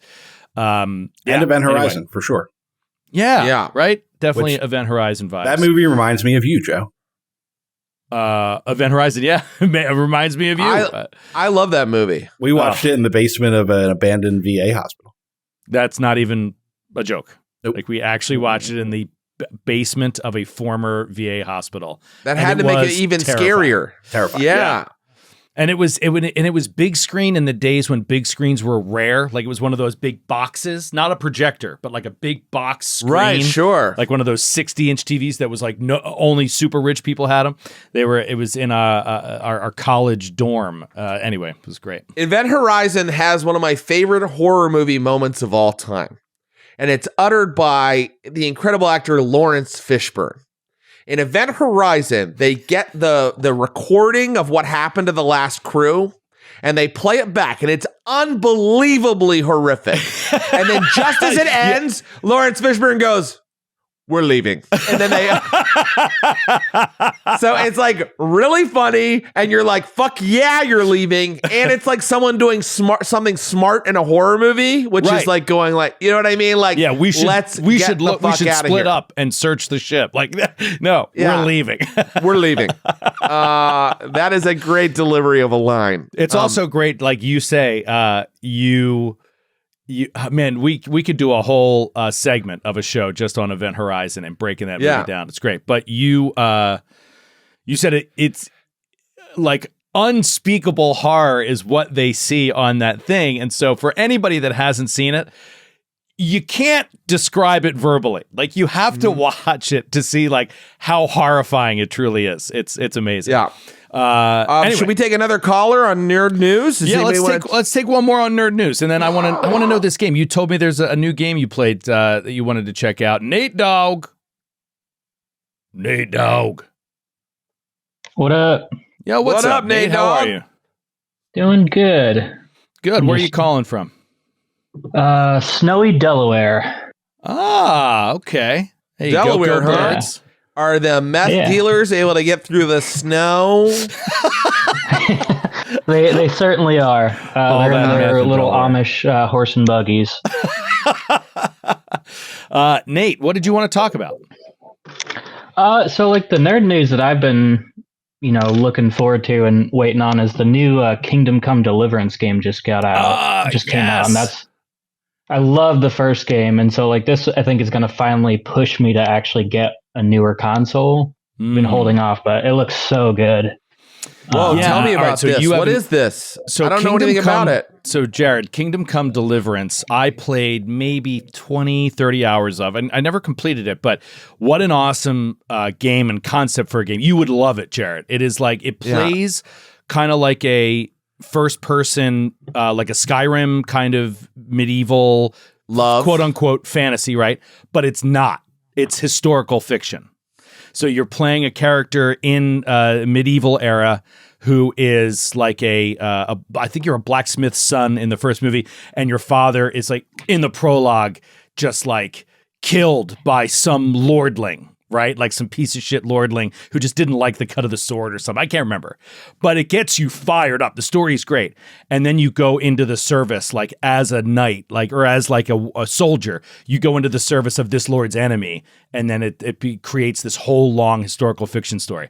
Really great. Awesome. And the sequel, it's Kingdom Come Deliverance 2, just came out. But Nate, isn't this set like in like Bohemia, I think, right?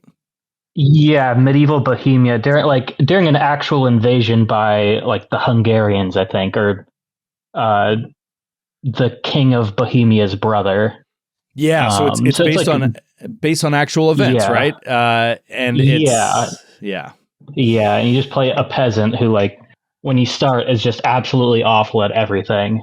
It's like such a unique RPG. I've never played one like it. It's like a role-playing game, so you get better skills and abilities and stuff.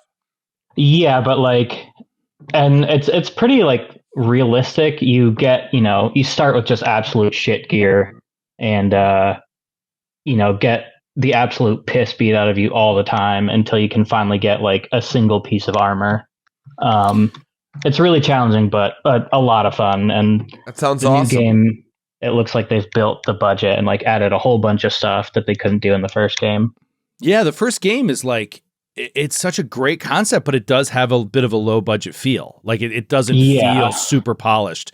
But they did a lot of work on fighting mechanics. Like the fighting mechanics for the actual sword is like, you have to decide if you're coming from upper right to lower left or upper left to lower right. You have to be in time to block things, and if you get hit like with a sword, like you just die, like in the wrong spot at the wrong time. Yeah. So yeah, like Nate was saying, without armor, it's extremely challenging. And anyway, great job, Nate. Thank you for bringing that up. It's like, yeah, thanks for letting us know. This is one of the things we were saying with Nerd News is like, let's bring up callers and and maybe they'll have news that we forgot to talk about. And Absolutely. that's a good one.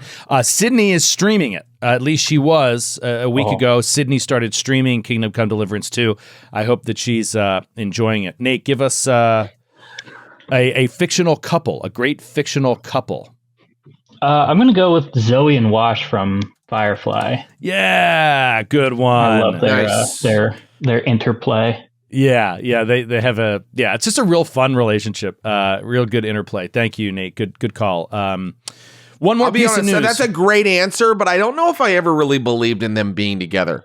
Why would like a statuesque warrior woman want to be with like the little jokey pilot guy? I don't get it. That's what love is, Jared. Like, it doesn't succumb to your definition of how it all works. Like, things. I'm just saying, I don't think he could please her in bed. We all know what you're saying, Jared. I agree. I had the same exact feelings, but you have to kind of like, I don't know. That's what makes it kind of clever and fun. I feel like it's like, why would these two ever be together? It's like, because you don't choose. It doesn't always make sense. I've just never seen that couple before. I guess I've never also been on a starship before. So, yeah, well said. One more piece. I actually wanted to jump on this before we head into the name of the game, which is you reminded me of it, Nate, which is Avowed. Avowed new video game coming out from Obsidian Entertainment, and I'm going to stream it next week. That's my plan, at least. So Avowed is a new fantasy adventure game from Obsidian, who did Knights of the Old Republic 2. They did Pillars of Eternity. Okay, great. This I played Pillars. This is their like first-person fantasy adventure game, and I don't know much about it. I specifically have not looked into it because it's supposed to release next Tuesday, and I'm going to just get it and immediately stream it next Tuesday. So on this channel on twitch.tv/theglasscannon noon next Tuesday, keep an eye out for it.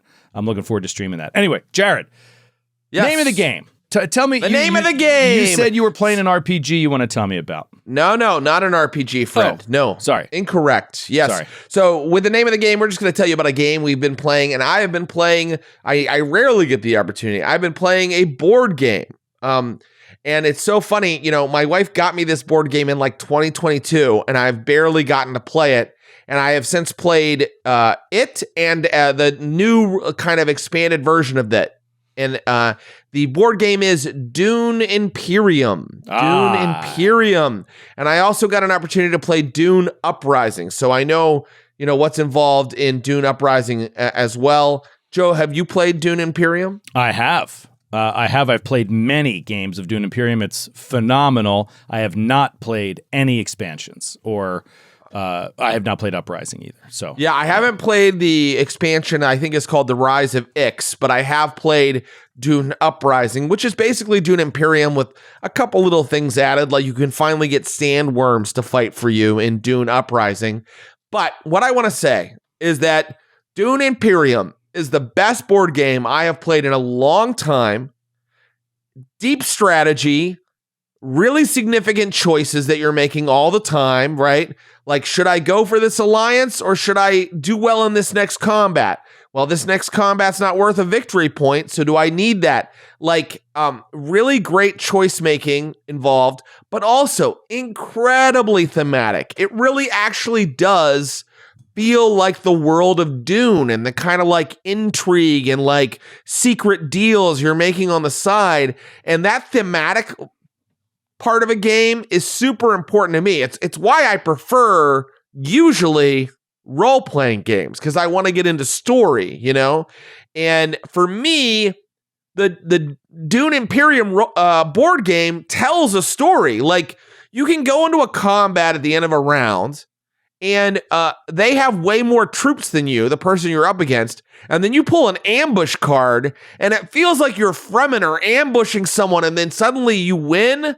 I'm blown away by how good it is, and I can't wait to play it again. So I know I'm a little late to the game, but I do really love this game, and I really just wanted to talk about it.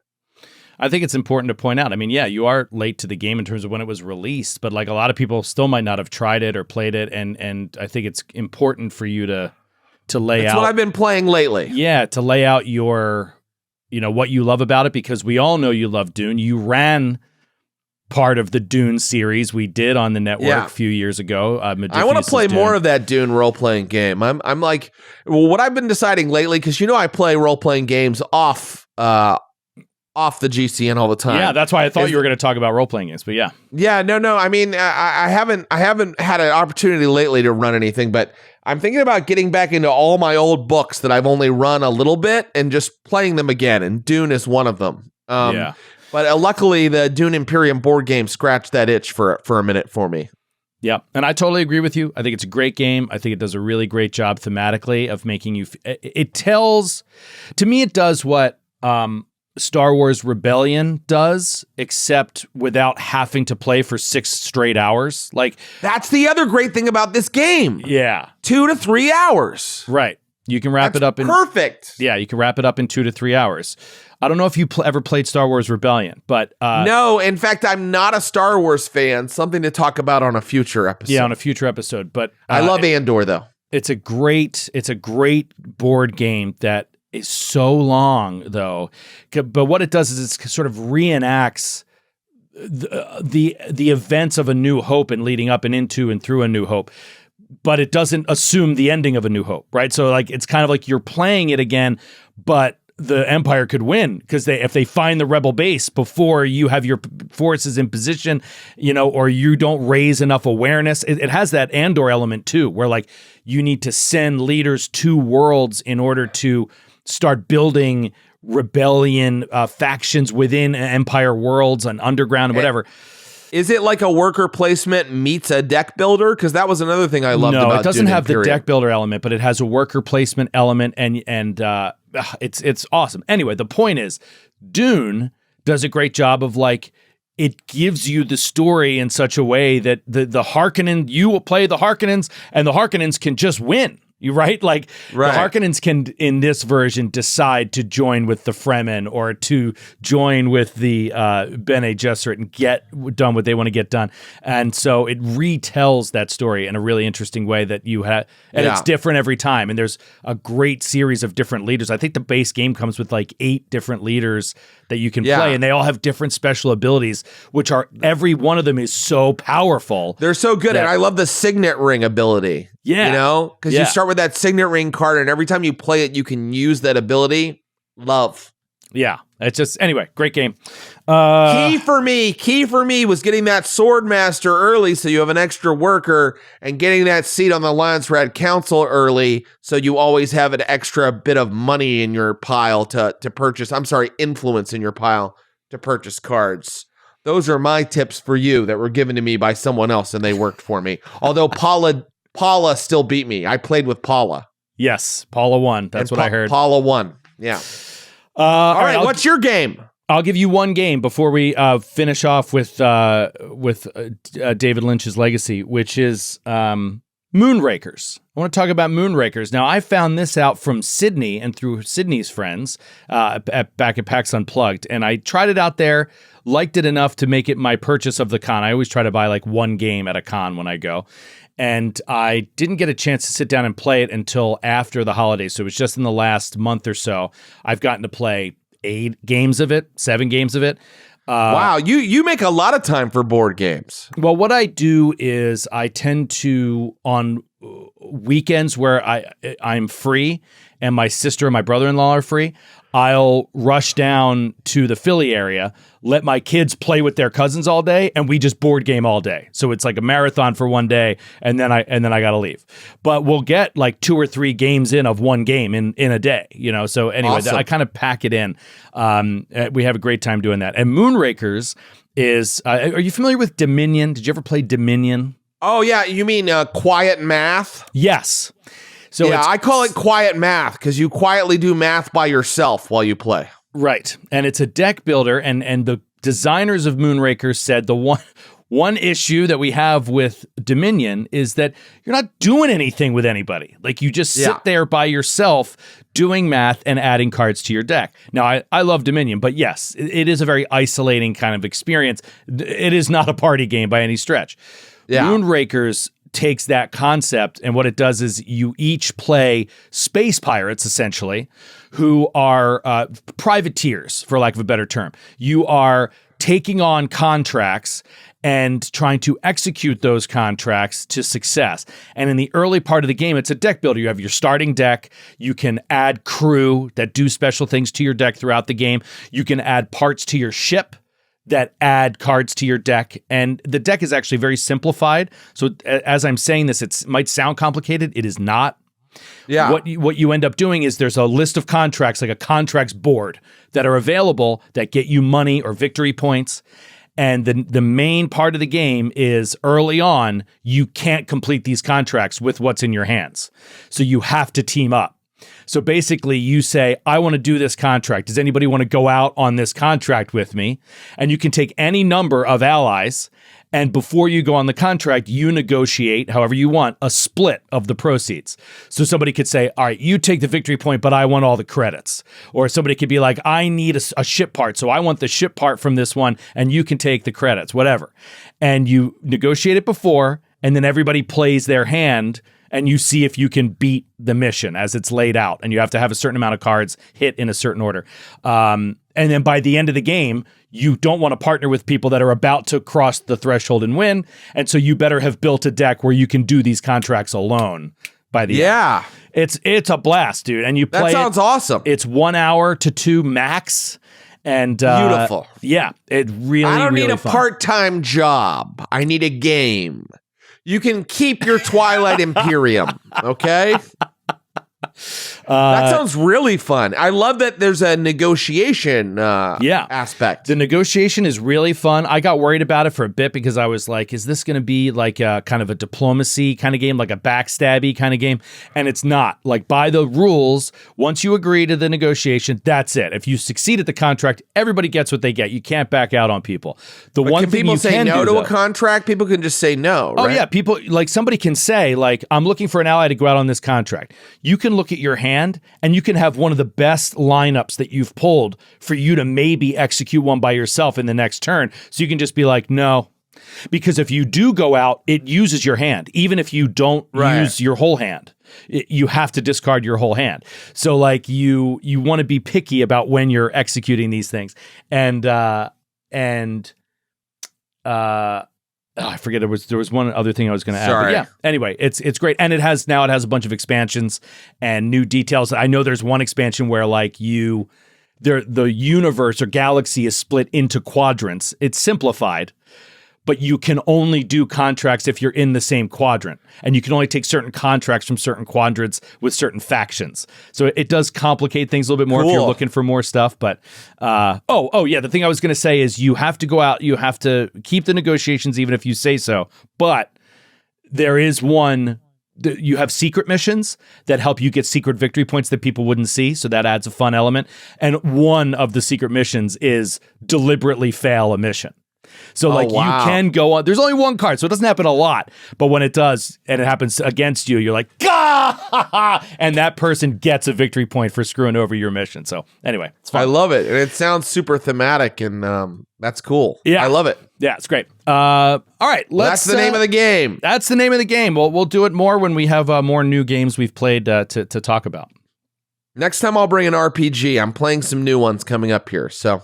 Awesome. Yeah, we're going to do some RPG talk next week, actually. All right. So let's end it with our final part of our Lynch tribute. We've been doing a tribute to the dearly departed genius director David Lynch all month. This is the final part, and this time we wanted to just talk a little bit about David Lynch's legacy. And the way I'd like to get into that is by letting everybody know that David Lynch's Masterclass, the Masterclass series of sort of instructional videos featuring famous, legendary figures, has one from David Lynch on creativity and cinema. It is now free on YouTube in honor of his passing. I checked it out, and what I really think is the most incredible thing about David Lynch's legacy, other than the films, which are all-time amazing, is much he had to say about creativity and how creativity works and how to put yourself in the mindset for creativity. And I know that a lot of the nation, the people that tune into this show, they have at least a creative sideline, you know, or they enjoy consuming the creativity of others because they enjoy these like fantastical worlds and these novels and shows and games that we're all obsessed with. So I think that this masterclass has a lot to say to anybody that's listening to this show. And it certainly really gave me a lot to think about with my writing. Did you get a chance to look at a little bit of that masterclass, Joe? I did. I started, it's 3 hours long. I did not finish it either. I started it and I was like, I'm really excited to watch this. 8 or 9 minutes in, there was already so much information. I was like, how does he do this for 3 hours? And what you realize is like, it does a great job of vacillating between general creative philosophies and very specific details of working with actors on set, or like how you act on set, or how you get the most out of a performer, or like things that a film director would want to know, or things that a writer would want to know. Anyway, I'll talk about some of the things that I really liked, but I kind of skipped through a lot of it. Great. Especially I skipped the parts about like how to act on set with actors. You know, I don't really care about that. I didn't even get there because I was kind of watching it in order, and I didn't, you know, I did like 45 minutes, you know, but I'm excited to finish it. I skipped around, so I'll just talk about some highlights. So yeah, but let's bounce please back go and ahead. forth. No, you go ahead. Okay. Well, right out of the gate, this is something that really spoke to me. And also, I should say, let's put this in the framework of, I considered him to be the devil, right? Like that's where this all began. Right. It's like, I saw Mulholland Drive and said, whoever made that movie is an evil person. And to see him give this masterclass and how sweet he seems and how grounded and how much he talks about how hard it is and how much you fail at everything you do creatively, but then one thing will click, you know, like that kind of stuff. It was really nice, and I really enjoyed it. I highly recommend it. So he kicks off by saying, the idea is everything. The idea. When you have an idea, he's like, you have to put yourself in a position to have an idea, and then you have to recognize when you've had an idea. And even if it's just a fragment of an idea, one small thing, you can build everything around one single idea. Yeah. And I felt very, validated by that in a way about my creative process, which I'll say focuses largely on Get in the Trunk. That was really the project where I was hosting it, right? I was the game master. Everything else we do on the network, I'm a player, and I have my own ideas that I bring to my own characters. But when you're talking about the way Lynch sort of directed a story, as a GM, you're sort of overseeing the whole story. And while you're giving players agency, you have to make sure that the mood is right, that the tone is right. And he talked a lot about that when you have an idea fitting in the mood and the tone. But anyway, I get ahead of myself. All I'm saying is, I found habits that help me have ideas. For me, I usually have to be moving. I can't be sitting and looking at a screen and typing. I usually have to be outside, either running or walking or driving or riding a bike, right? Any of those things will get my brain moving. And then a lot of times for me, it's music. If I'm listening to music, it'll help me put me in a zone where I'm thinking about the music and I'm picturing things happen while this song is playing. And it helps me have ideas. And the thing that he said that really jumped out was like, when you know you have it, you know you have it. Like I'll be walking and I'll just think like, the first time I thought of, no major spoilers, but the first time I thought of the car chase that happened in Get in the Trunk, it was like, it just sparked and I was like, I have an idea of how to run a car chase in an RPG that would be really fun. You know, the first time that I thought of how to bring Blades in the Dark mechanics into a Delta Green game, I hadn't thought of it before. And then all of a sudden it was there. And he describes it like that. Like it comes out of nowhere. Yeah. And his big analogy is fishing. He's like, fishing requires patience and a lot of nothing. And then all of a sudden, bam, like you have something. And that is exactly how I felt. It's like I had a lot of ideas that don't work. McDermott and I would talk a lot on Delta Green about things we threw out there that nothing that ever came to fruition. But every once in a while, one of us would say something and it was like, that's it. And you know when you know. Anyway, he explained how that process works for him. And I thought it was amazing to listen to and to watch. No, I love that, he talks about how daydreaming or kind of goofing off or being still alone with yourself is kind of how you let those ideas sort of come to the surface, how you kind of coax them to the surface. And I love one of the things he said that I thought was incredible is that he's forgotten 3 incredible ideas in his life. Yeah. He knows that he forgot 3 incredible ideas. Yeah. And I can tell you, I can just tell you as a stand-up, I have thought of incredible jokes and then been in the middle of a conversation or in the middle of doing something, and then an hour later I go, wait, what was that joke? And it's gone. Mm-hmm. So you have got to write things down. I also have had great ideas that I have forgotten. I know I have. I know a few at least that I have had that I've forgotten. And yeah, he's adamant. He's like, the second you have that idea, you have to write it down. Yeah. Because you will forget. Speaking of writing, if I could continue on, he said, I've talked a lot to Matthew Capodicasa about writing, both on air in Cannon Fodder and off air. I'm fascinated by the process because, and this is a direct quote from Lynch's masterclass, I never considered myself a writer. And that's how, me too. I've never considered myself a writer. He doesn't consider himself a writer either.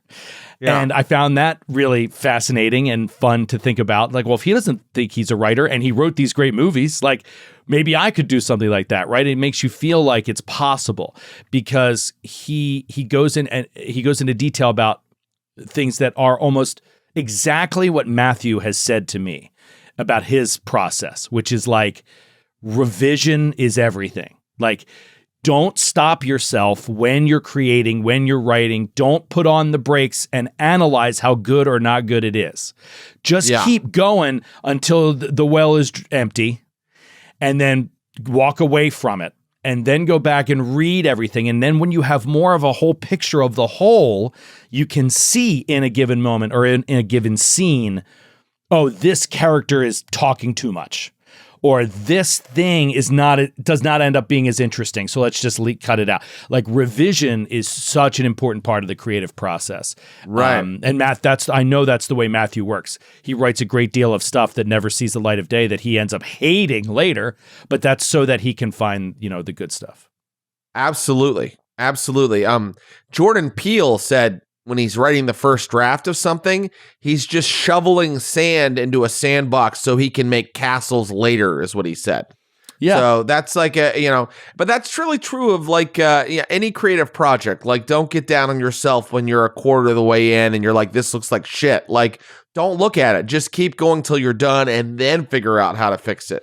Yeah, he said, I loved this part. He said, I would sit outside at night. Did you get to this part? He's like, I'd sit outside at night because he smoked a lot of cigarettes, and his wife wouldn't let him smoke in the house.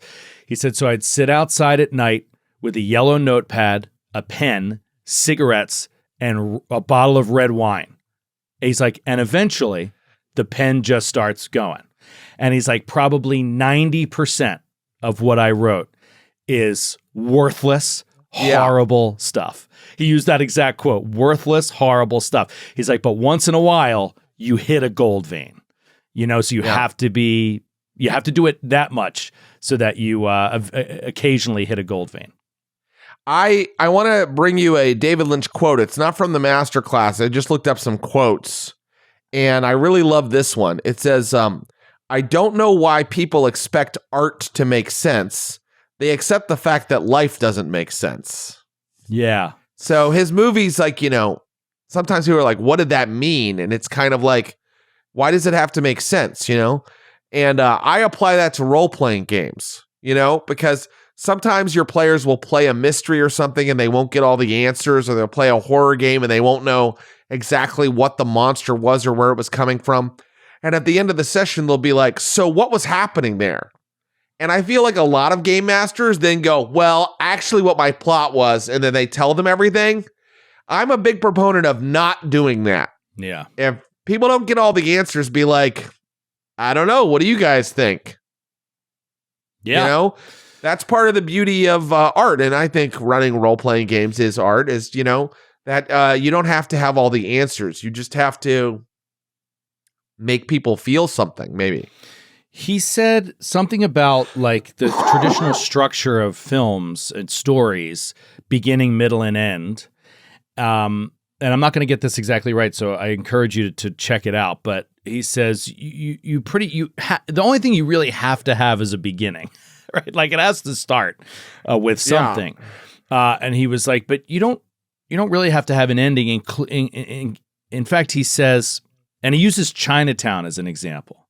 He said that his favorite endings are endings where the audience, where the viewer, the watcher, still has room to dream.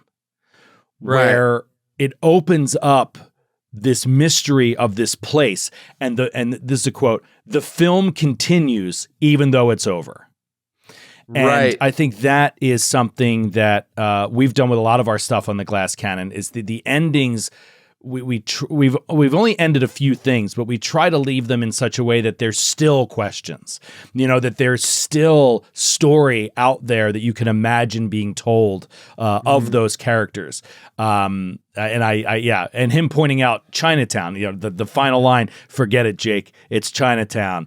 And he drives off. It's like that with one line, there's so much potential and possibility for more stories to occur in this place that you could just let the viewer imagine. I think those kind of endings, you have to be dealing with a really deep story. He talks about also depth. You know what I mean? Like to the surface or the shallow ideas, and you can make a movie out of those. But if you go deep, you get these deeper ideas, and those are the kind of things that are so robust and complex and labyrinthine or whatever, that when the movie ends, there's still so much to think about it and imagine. So I'm gonna have one more thing to say on it, which is, yeah, sure. And this really jumped out to me when we started Giant Slayer. The thing that we looked back, right? We struggled with Gatewalkers for a while, and we were trying to identify, why are we struggling? And we looked back at Giant Slayer and said, like, what worked so well there? Why did that work so well?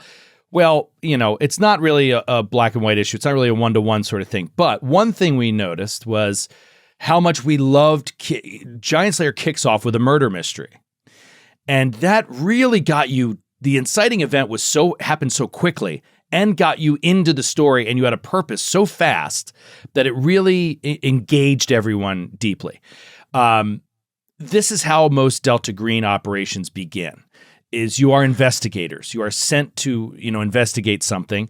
And similarly, Call of Cthulhu, which Troy has fallen in love with and which I thoroughly enjoy playing. I personally prefer a more modern setting than the traditional Cthulhu setting. But in either case, it's always set around a mystery, right? You're trying to solve a mystery. And obviously, this is a recurring theme in Lynch's films.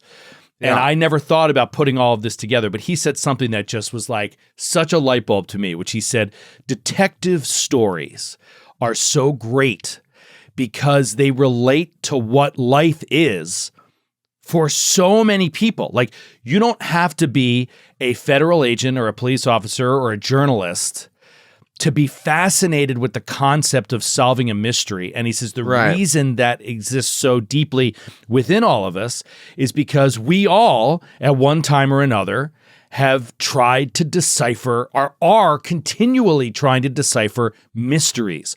Who we are, why we're here.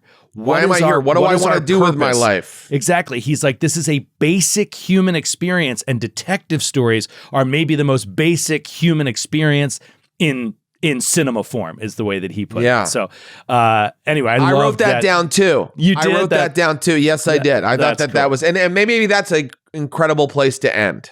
Yeah, I think. Yeah, we have gone long here, but I knew we've gone a little long. I was excited at how many callers we took on the video game stuff, but I did want to give David Lynch his due. We did a lot of talking about his work over the last month, and it's great to sign off. Thank you, David Lynch. When another really big person or topic comes along, maybe we'll do another month-long series, but I really enjoyed this. This has been great. I agree, and this is something that I had just put aside after Mulholland Drive and was like not interested. And I'm so glad that I delved back in, that I learned a lot watching this masterpiece. Oh, and by the way, I mean, they put whole scenes from Blue Velvet in there, and he talked about the process. And I was just like, I know that scene, right? So like, otherwise I wouldn't have known. So this has been a great experience for me, and it's just another testament to why I'm excited about Glass Cannon Radio and all I'm going to learn, you know? Naish, what are we going to get Joe into next? Let's figure it out. Let's figure it out. All right. That's going to wrap her up. Thanks, That's everybody. our show. We'll see you next week. Thank you guys for your calls. We'll see ya. Love ya. Mean it. Love you. Mean it. Bye. See you later.